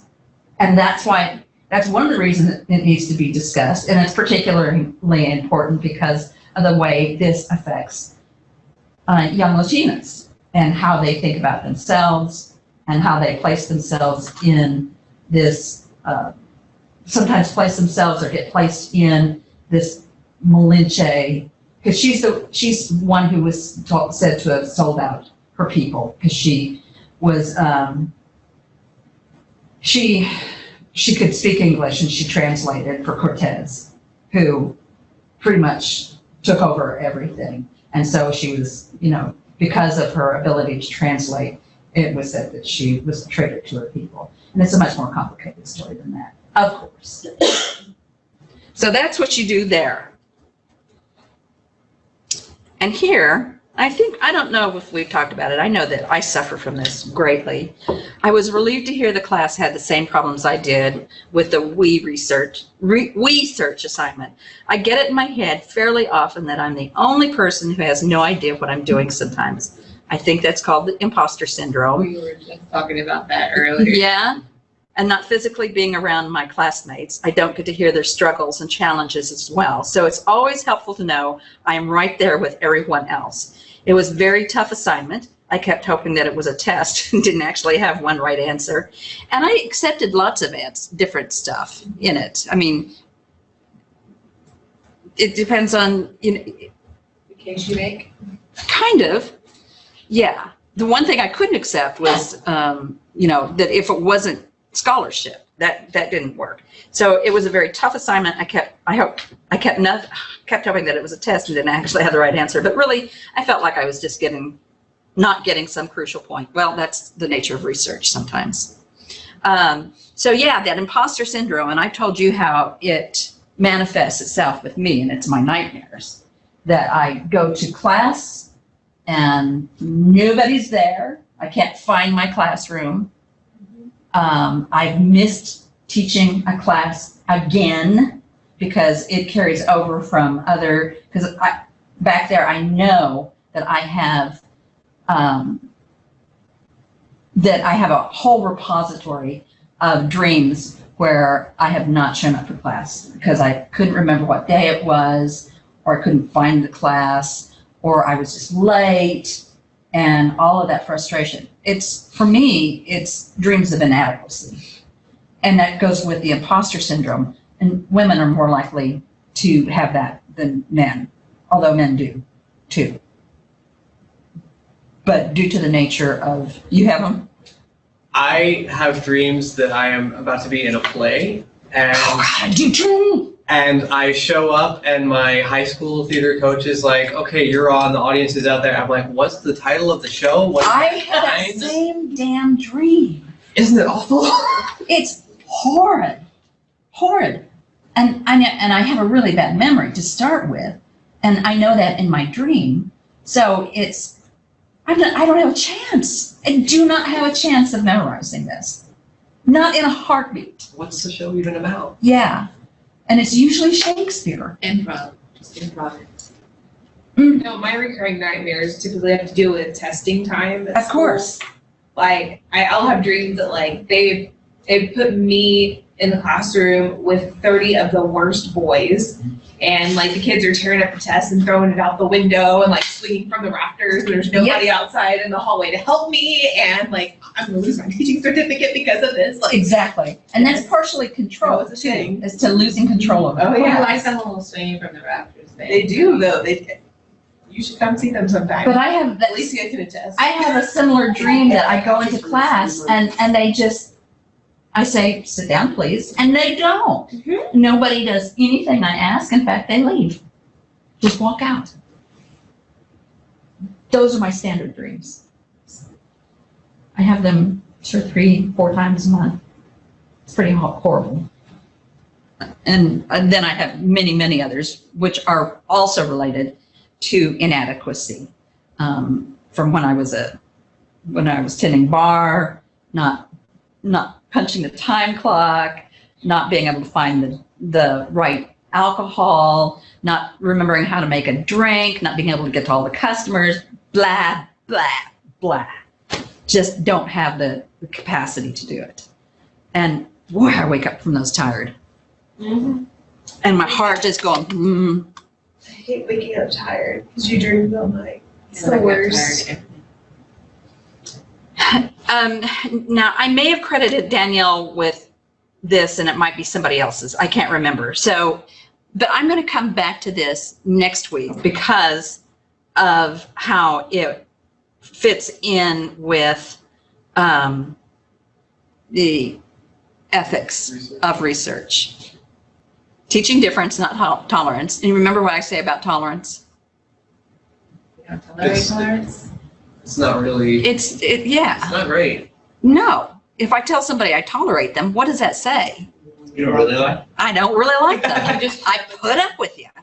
Now, I know that it's becoming different. We can see a word in transition, and it will probably completely make the transition within my lifetime, and certainly with yours, where tolerance, meaning I'll just put up with, tolerate, meaning I'll just put up with you, is going to be considered antiquated. Because it is moving toward the idea of acceptance. Yeah. But you know what? Acceptance isn't even that good. Embrace it. That's the term. Embrace it. Logan says, I see how all these critical lenses matter in teaching for sure. I'm always pushing my students to see the ways gender, race, class, and privilege are portrayed in literature and why. Again, this seems practical. Students engage with humanities in order to become better humans. And I do agree with that. They have that compulsion to be better humans. And so are drawn to the humanities for that very reason. Literature gives us the human stories to explore for this purpose. It's easy for me to see how my students might walk out of the classroom with a clearer view of the world and their place in it. Ideally, they are better equipped by the compassionate and kind. Maybe the scholarly research, writing, and publishing part is where we are supposed to unpack our privilege as educators.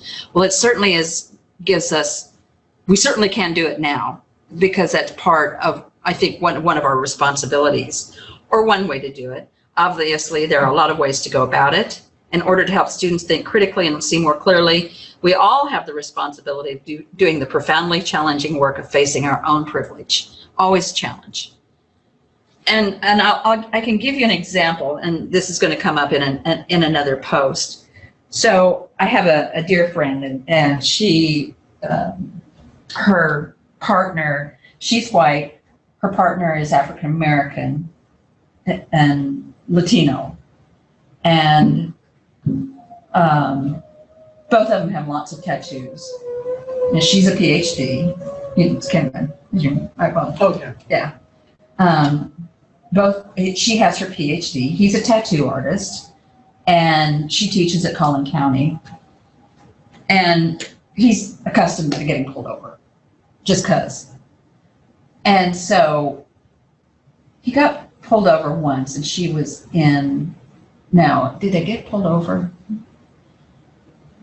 She kept the registration, the registration in the glove box. And he said, don't do that, because I have to reach to that glove box, and that can be seen by a policeman as a hostile action, just by reaching across. Keep the hands on the steering wheel, don't move, look straight ahead. So, she didn't think anything about it, because of course he's a police officer isn't going to pay any attention to her. I mean, a little bit maybe, because she has tattoos, maybe, but probably not. So that was one of those instances where it didn't even occur to her, because she never had to think of it in those terms. But that's not the case for anybody of color in general. So it's really hard to pick out that privilege sometimes.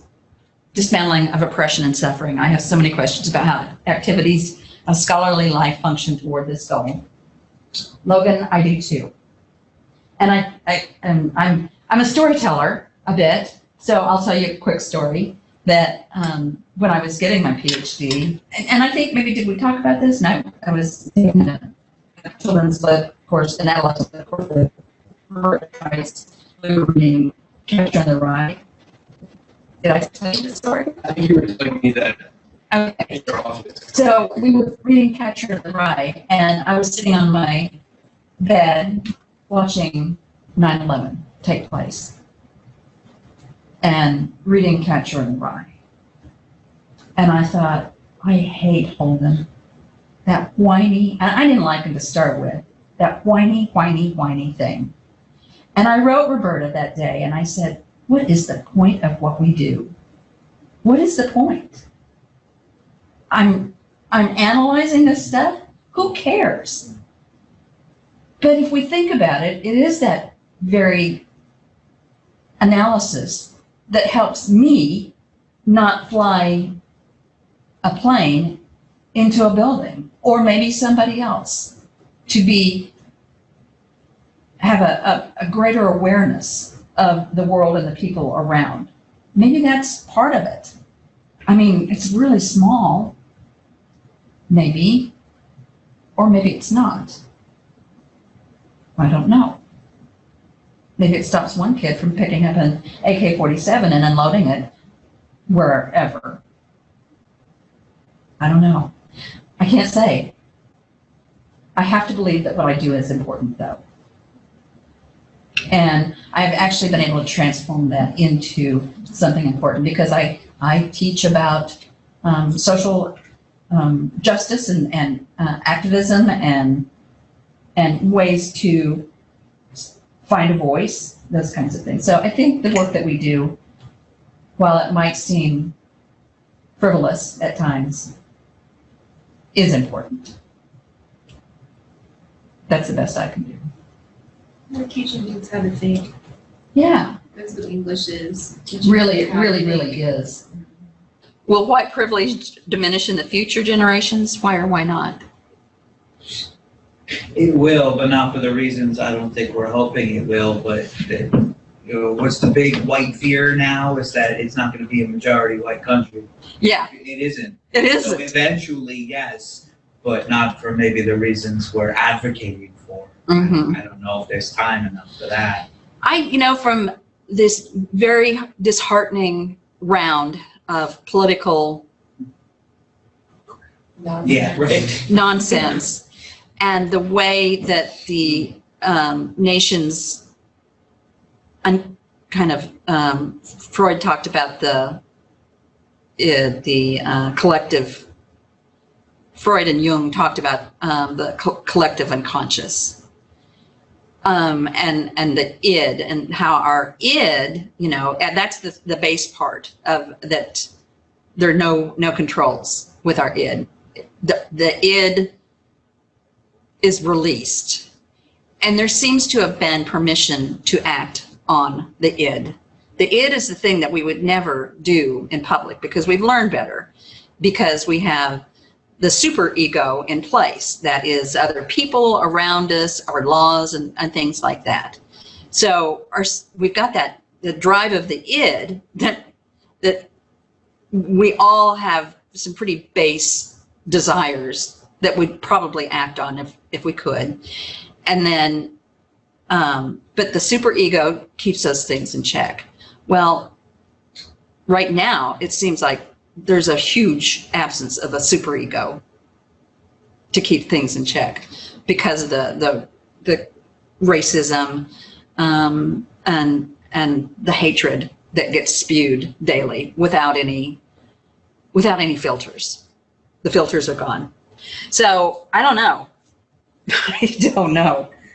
White privilege, it will diminish, but it will also change. And I don't know what to expect when whites get feel really threatened about not being in. Right now, it doesn't matter if they're majority or minority, they're the ones that control the capital. So they're the ones that they control the means of production pretty much. So, and when that comes to an end, then things may be different. And Emily, this was really moving. I wanted to briefly offer my own experience with white privilege. I had always acknowledged white privilege, but I never really saw myself as someone that had a lot of white privilege. I saw that privilege as more of a materialistic aspect as opposed to something that, whether I want it or not, affects me every day. My ex-boyfriend from a few years ago was asked by one of his good friends, James, to help him move his stuff out of his old apartment and into his new one.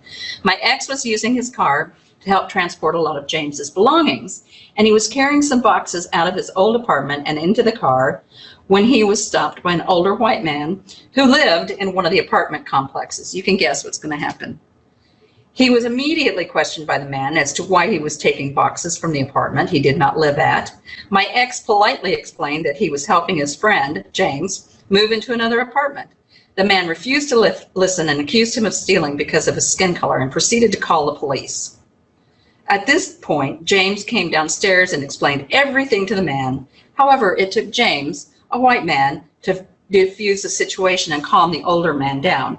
Had the old man listened to my ex instead of immediately profiling him because of the color of his skin, there would have been no situation at all. It was after my ex told me what happened that I realized that the only way the old man would have calmed down is with another white man present. He already had preconceived notions of people with color and believed that the only credible voice was a white one.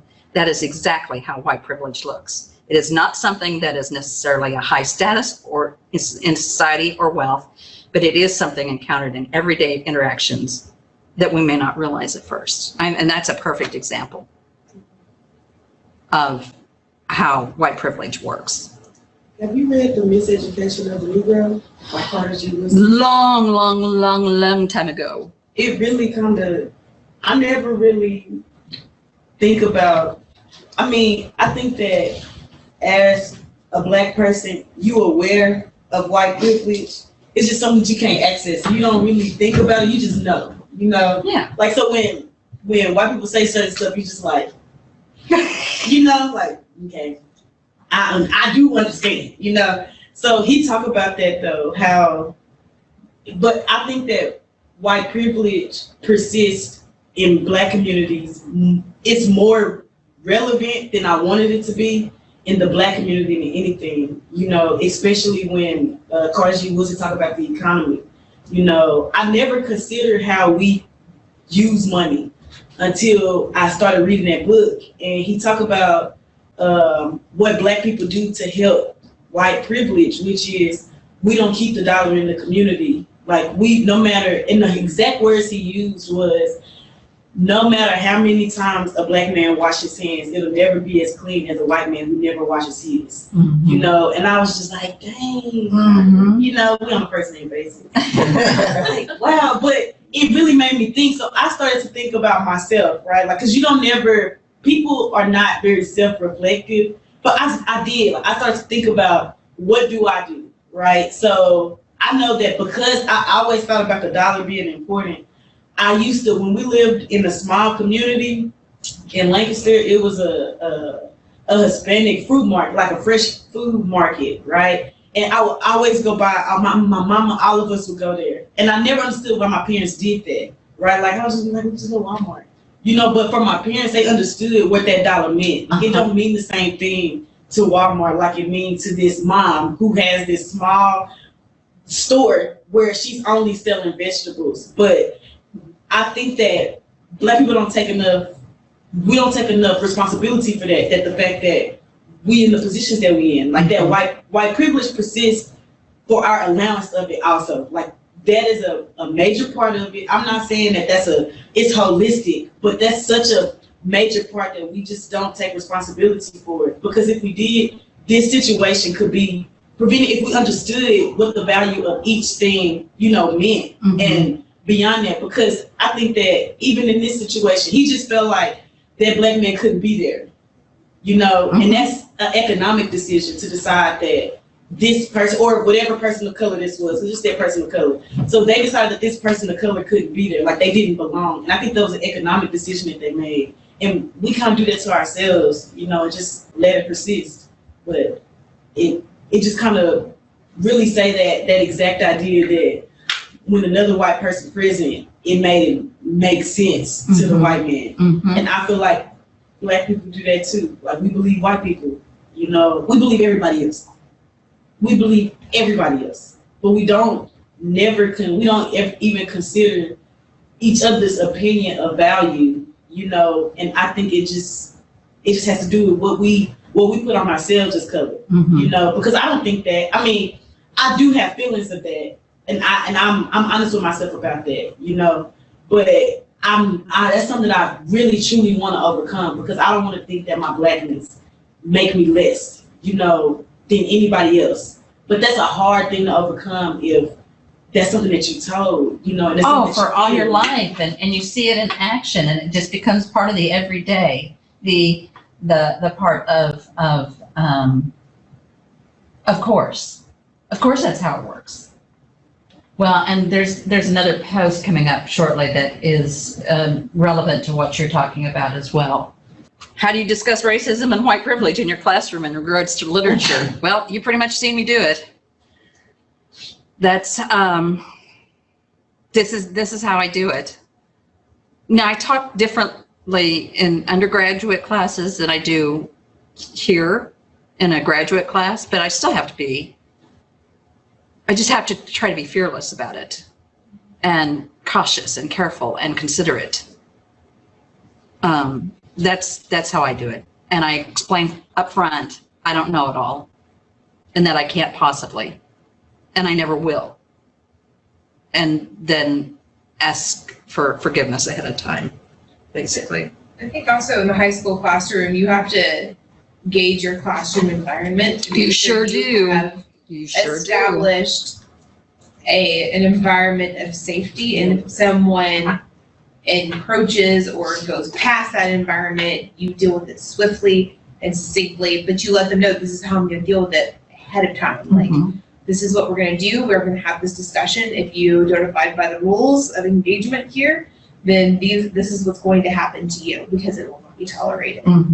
And like, set forth those guidelines, because the teenagers are going to push it. Like, somebody is going to tow it and somebody else is going to kick the door in, and you have to be ready to quash it. And you have to have the support, unfortunately, of your administration if you're going to have those kinds of conversations, like meaningful conversations. You have to have the support of your administration that, like, this is what I set forth, they busted through, I need you to take them. Courageous conversations about race. Definitely. Cause like we teach To Kill a Mockingbird in 9th grade.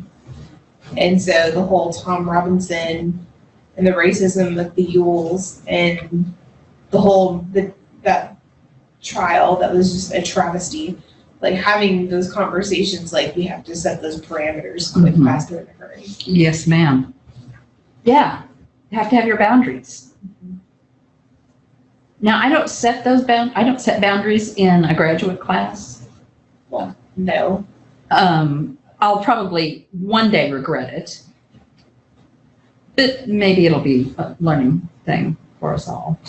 I had minimal experience doing it in undergraduate college. And I kind of view my role in that situation as a moderator. Because they want to talk about it, but they're afraid to. Mhm. So they need somebody to take their sentence that they're trying to get the rest of the way, Mhm. right? Finish it for them, right? Help them. And the only other thing that I've seen that people do is when they disagree with each other, they have to separate the point from the person. Because if it gets personal like that, It's- you've lost Yes. the room for the day. But I'm by no means an expert at doing this. It's just what I've noticed so far that can help if you just kind of referee it.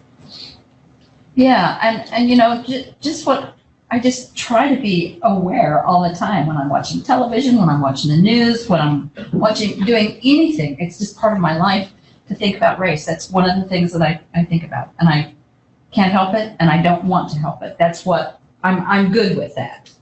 I think that's part of my responsibility. So here's one that is related to what you were saying, Alicia. I want to talk about how closely race and economic privilege are linked. This was a concept that I was introduced to during my second semester of graduate school in one of my education classes. I think it was over diversity in the classroom. And we had a discussion over privilege and how our own privilege played into our teaching. One of the assignments that the professor had us do was research the prices of different things from different retailers. For example, the price of a laptop from a rent-to-own store versus the price of a laptop from a store where you would pay it outright, like Walmart. Before the assignment, I knew that the rent-to-own store would be more expensive, but I was shocked at how much. The laptop was easily twice as much from the rent-to-own store, if not more, and the other items we researched were similarly priced. After researching these items, we were asked to think of reasons why anyone would choose to pay such an outrageous price for these items. Several people in the class attributed it to ignorance, that they are advertised at only $20 a week or something comparable, and others in the class assumed that many would fall for the sales pitch. This might be true for some, but for many, it's what they can afford. Yes, it might not cost as much, but the cost is up front compared to paying it out. I related this back to race and how many of these stores are placed in underprivileged or minority neighborhoods. How these stores are advertised on local cable channels rather than the television channels that do not come in regular television packages. For example, Fox or FX. And in general, these places prey on the impoverished and work to keep them impoverished. The companies place their stores in areas that are primarily minority and advertise on the cheapest stations. These become the means through which the privileged keep their privilege, since those in privilege can afford to either pay outright for the items or use a store credit card to buy them. While both houses might be filled with very nice things, on the end of the spectrum is paying twice the amount for the same things, even though they can only afford half of what the other has. In short, oftentimes the systems discussed in Marxism are used to keep those of color oppressed through economic disadvantage. Very much so. Agreement. Yeah. Amen. Right. Hallelujah. I think it's on our side. We're making it real mad. Oh, yeah, could be. Yeah, that's how this works. And it's been criticized highly as to where the placement of the stores, because, you know, if you name an elite suburb in Dallas, Highland Park, you're not going to find those rent-to-owns in Highland Park, right? For yachts.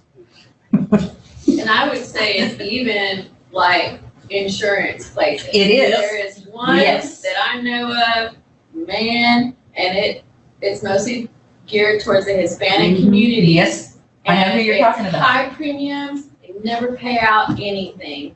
It's like our own people are taking advantage of us, and oh, it makes me so mad. But it's like rent to own, but it's like in every facet of the economy. It can't be, insurance or contract work or whatever it is, That's how it happens. And it shouldn't. There should be some kind of regulation. Oh, that's How you said it. Too many regulations. Do you remember The Big Short? I did not watch that. You should. I don't know. First of all, Steve Carell is probably one of the most talented. Like, he can do anything at this point. Him and Jim Carrey are at the top of my list. Yeah. But the movie is based on a true story. Like, that, right? So I remember, this is a personal story. My parents, they bought a house, right? And we were young, so we don't have no opinions yet, and not in like a bad way, but just we didn't know, right? We were just like, oh, we get a house, blah, blah, blah. And my parents, they didn't know what that meant either, right? Like what these adjustable rate mortgages were gonna do, and how prevalent it was in minority communities. Like, when I say y'all, everybody was getting a house, I mean, all my friends were like, I'm gonna get one house here, everybody else.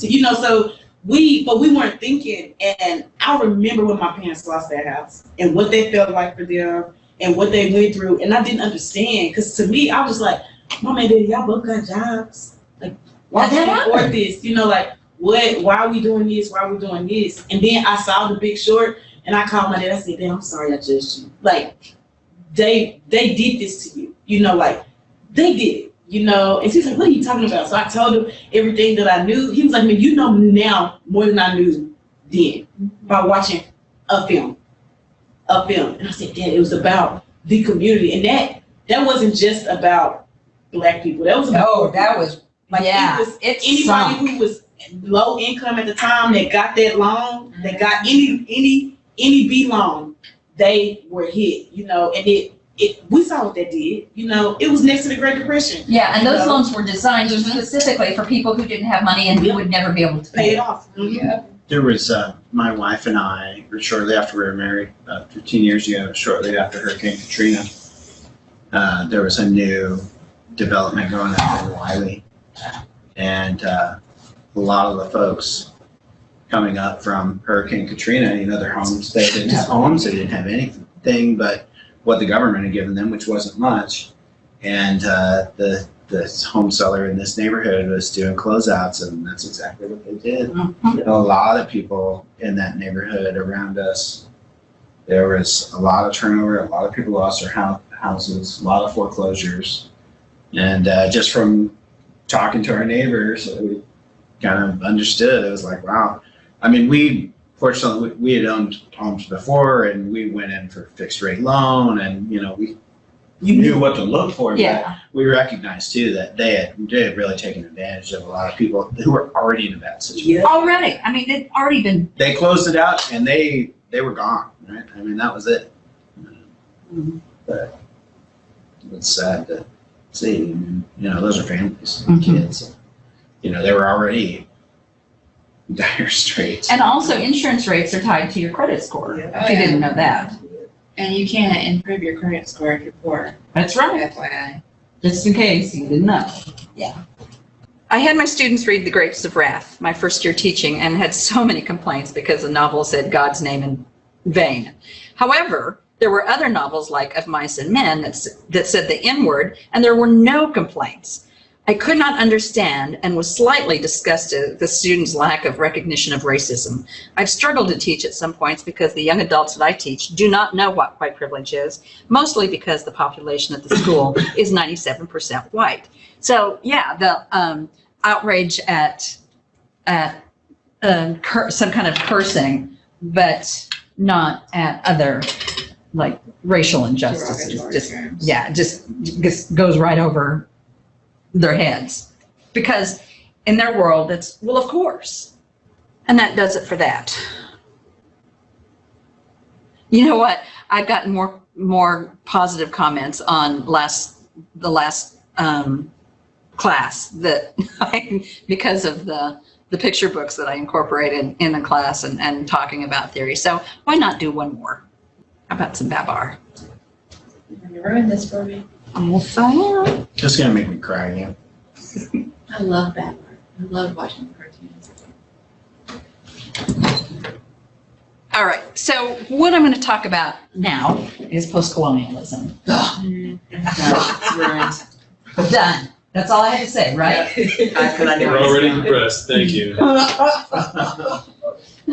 Skipping back to our class last semester where those cultural rhetoric folks, they throw around post-colonialization around like it's 10% words, like it's everywhere. Did you get it defined?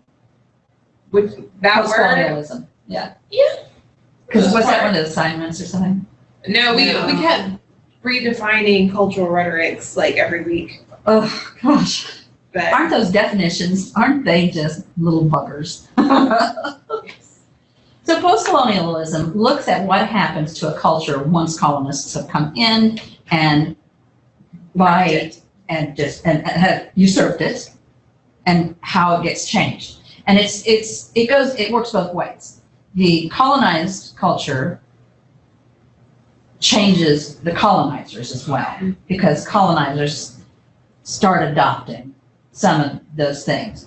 But generally, the colonizers kind of really, if I were going to put it into percentages, I'd say that maybe 30% of colonizers would absorb, or there'd be 30% traditions from the people that are colonized that the colonizers would take. So, for instance, food. Food's a big one. Because it's hard to bring in your own food Yeah. from somewhere else. Yeah, you can't haul it across the continent Not one. or the ocean very well. well, and the insects don't recognize the plants that you plant. Yeah, so that's a pretty common one. The one that's and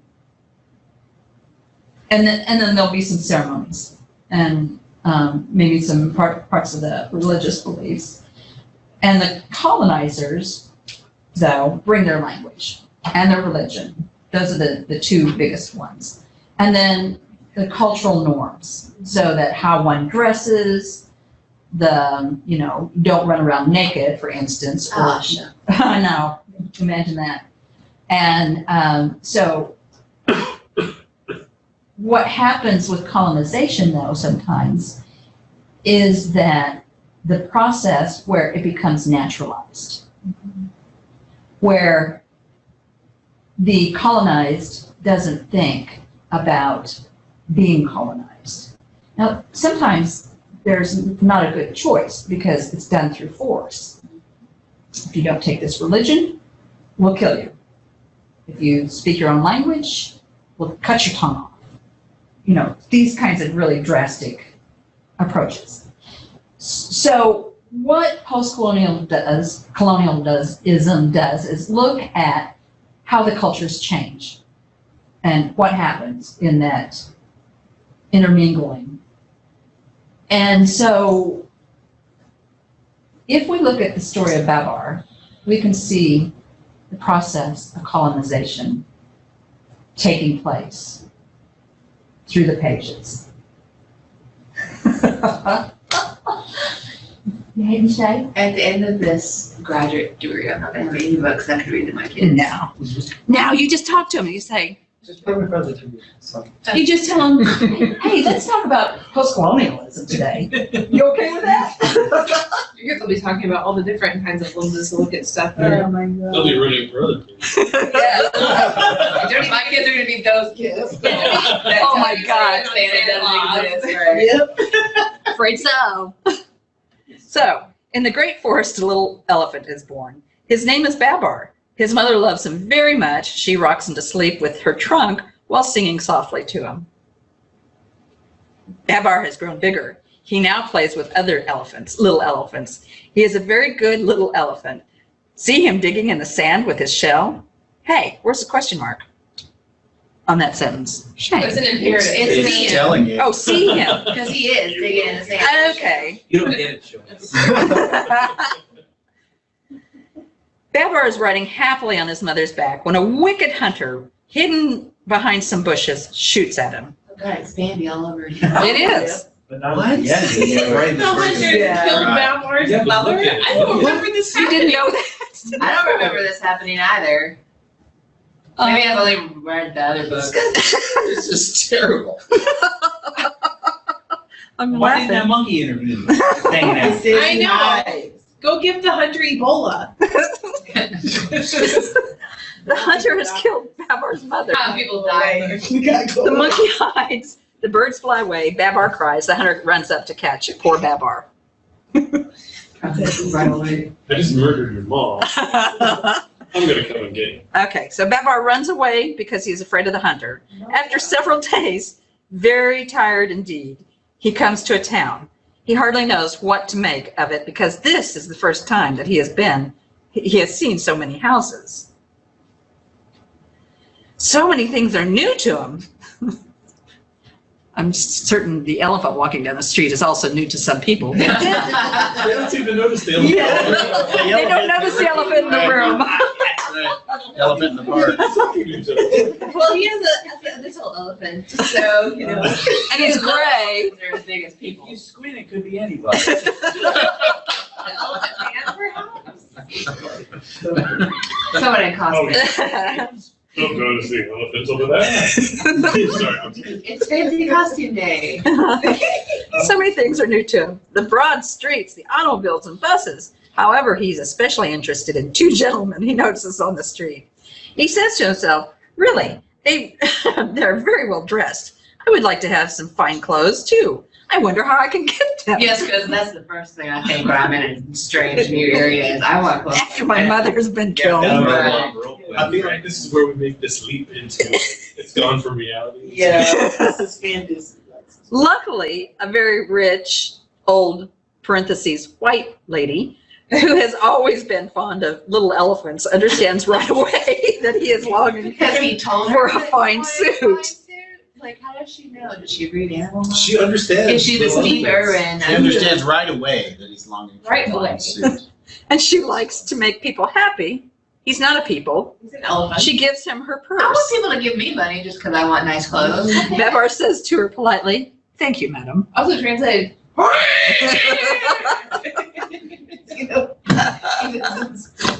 Big store. Big store.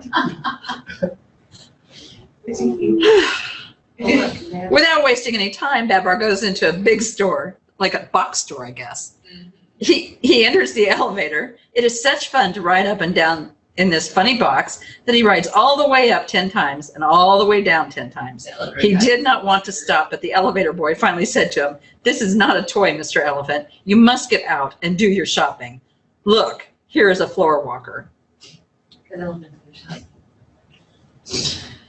Babar then buys himself a shirt with a collar and tie, a suit of a becoming shade of green, then a handsome derby hat, and also shoes with spats.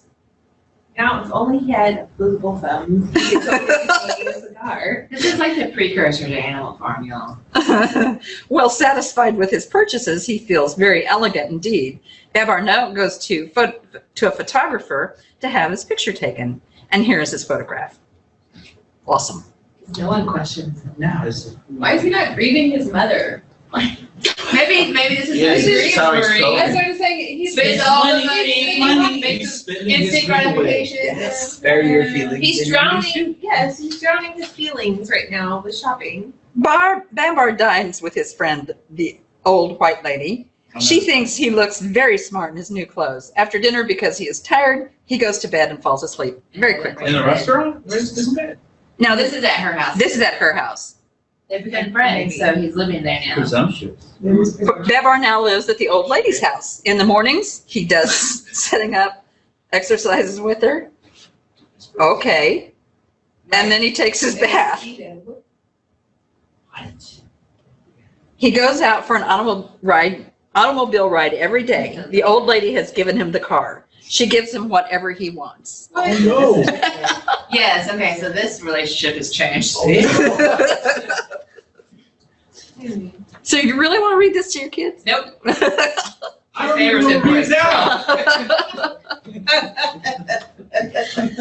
Oh, how are we doing on time? I don't know. 9:45. Okay. A learned professor gives him lessons. Babar pays attention and does well in his work. He is a good pupil and makes rapid progress. In the evening after dinner, he tells the old white lady's friends all about his life in the great forest. However, Babar is not quite happy, for he misses playing in the great forest with his little cousins and his friends, the monkeys. Look, there, see, there's grief. You see that, Marie? Are you happy? But there's no mention of there. Well, there he is. He often stands at the window thinking sadly of his childhood and cries when he remembers his mother. Because consumerism always returns void. Sell everything and he's still empty. But he's got a mother figure, and the old lady gives him everything he wants. The old white savior syndrome. Yeah. It's like what's her face that adopts Huck Finn. No, it's not. Yeah. The widow Douglas. Yeah.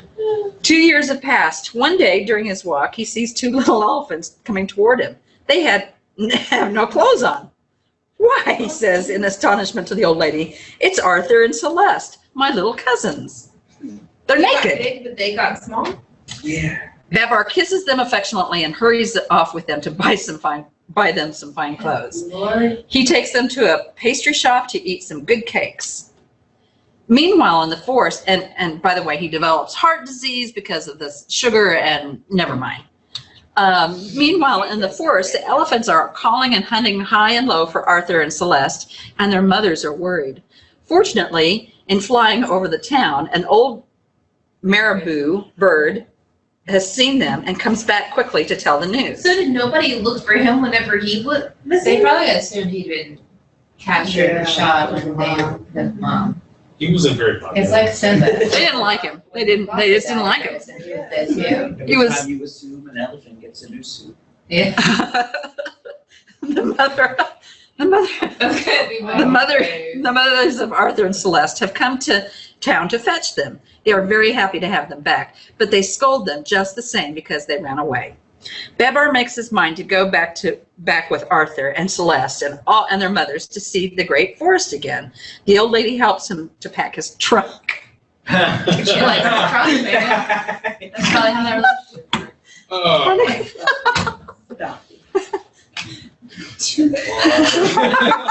Well, It's after 9:30. it's past my bedtime, y'all. Everything gets crazy after 9:30. Babar after dark.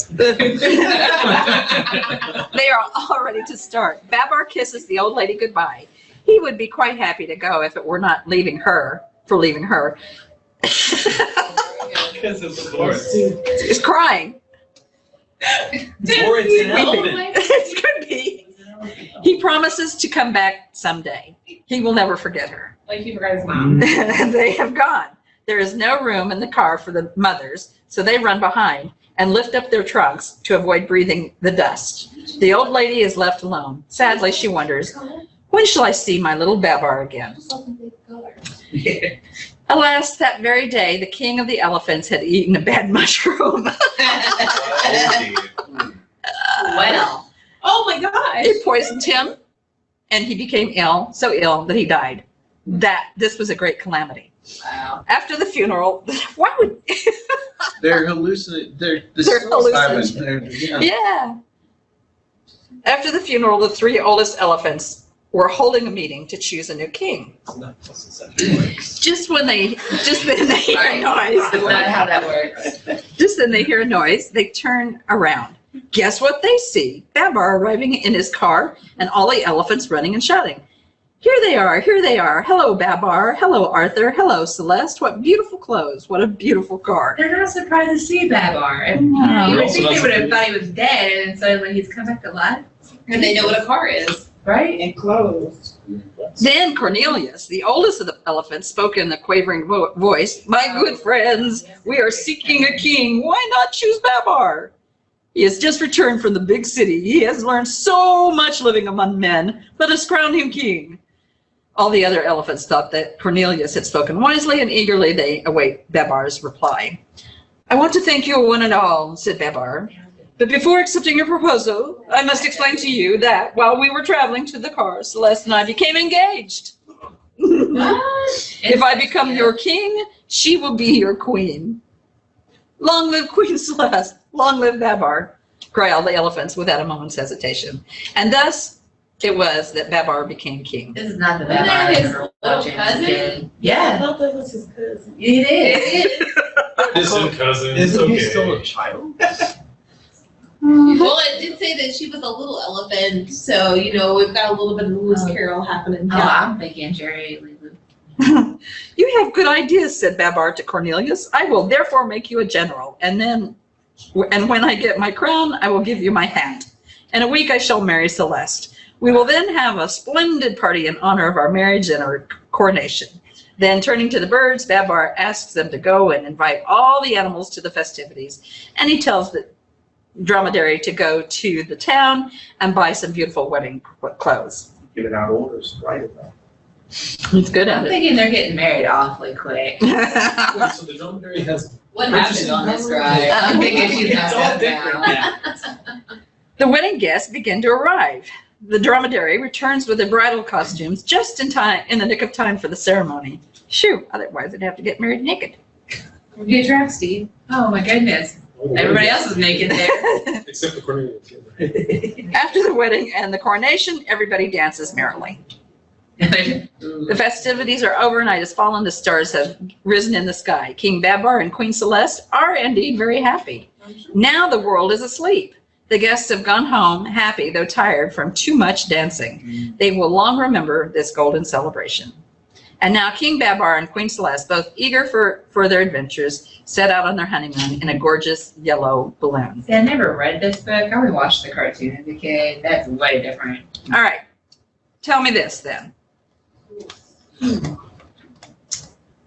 Thoughts? What year was this published? Oh, I don't remember.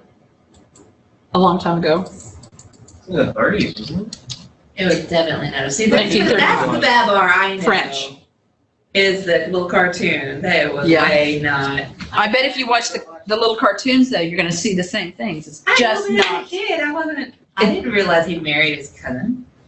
Now you can't watch it anymore. No, it's All right. So how does this fit into post-colonialism? Well, he became the conqueror in the end. Yeah, first he gets conquered, he adapts to a new world, and he loves it, and then he brings it back to Brings it his. back. And they love it. and They they love it. apparently recognize he's superior now that he's come back to them as a civilized though. That's right. Right, civilized. Civilized. 2 legs good, 4 legs bad. Yes. Clothing good, naked bad.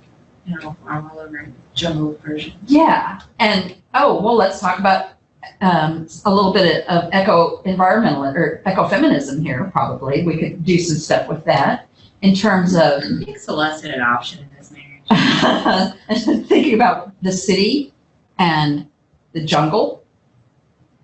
It is a type of jungle. And how the city is like encroaching on the jungle by sending a civilized. Well, being out yeah, there. and what happens here is that, yes, bringing the city to, it's not, To the jungle. is it a jungle? It's a forest. It's a forest, but I mean, they have jungle animals. To the wilderness. To the wilderness, Because they brought the clothes, they brought the trunk, they brought the car, they went to the city and brought more clothes for the wedding, and I'm sure they didn't just pop Everybody up a was balloon out there. Dancing on 2 So- feet, you know, like you do. Touche. Buying things, engaged in capitalism, consumerism, at all, just Instant gratification. instant gratification. Man, But he did marry his own. At least he didn't give the old lady.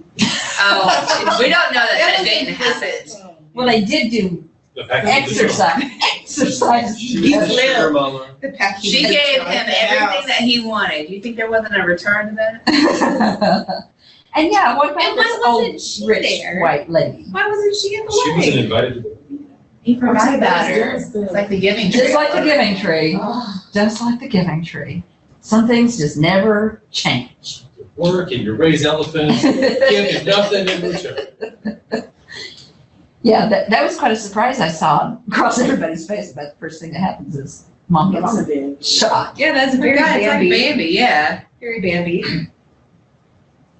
Yeah. They wanted to kill all the moms around that time. Bambi was, that one came first, right? Bambi No, was- I think, well, this says it appeared in 1931. I don't remember when Bambi came. Bambi was a- Bambi would have That's been later, in like It the was in early color. 40s. It was, Yeah, it was later Because than like that. Snow White and the Seven Dwarfs was the first Disney movie in 37, and then like Bambi was like before one.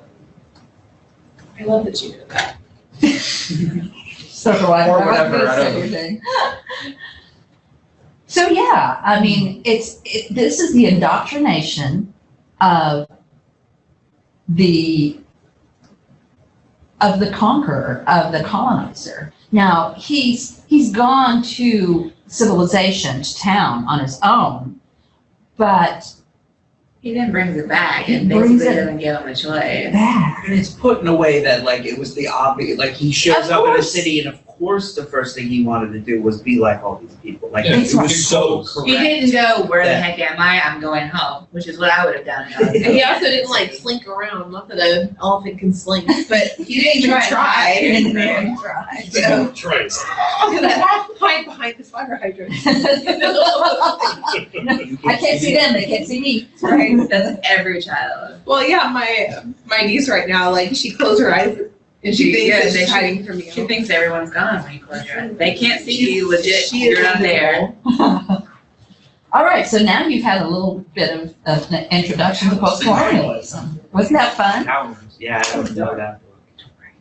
You didn't know that book? No. Yeah. It's No. classic. I grew up with Babar. I didn't think anything about it till now. Thanks for that. I've just been thinking about a different book. Oh, yeah, there are a bunch of. Oh, Babar has a whole, they still make Babar books. All right, so has this been enlightening? Yeah. Yes. We'll say that. Excellent. I guess we're done then. Yes, I need a drink too. Let's go. You might not can't do that. Yeah, I was just, Red I wine's was gonna go okay. with wine. I was like, Well, this was fun, folks. interesting. I like it at 9:30 because things just get kind of crazy. Okay, it's way past my bedtime. You're expect crazy. Thank you for being here. One more class. Yeah. Oh my gosh, I don't even know what to think.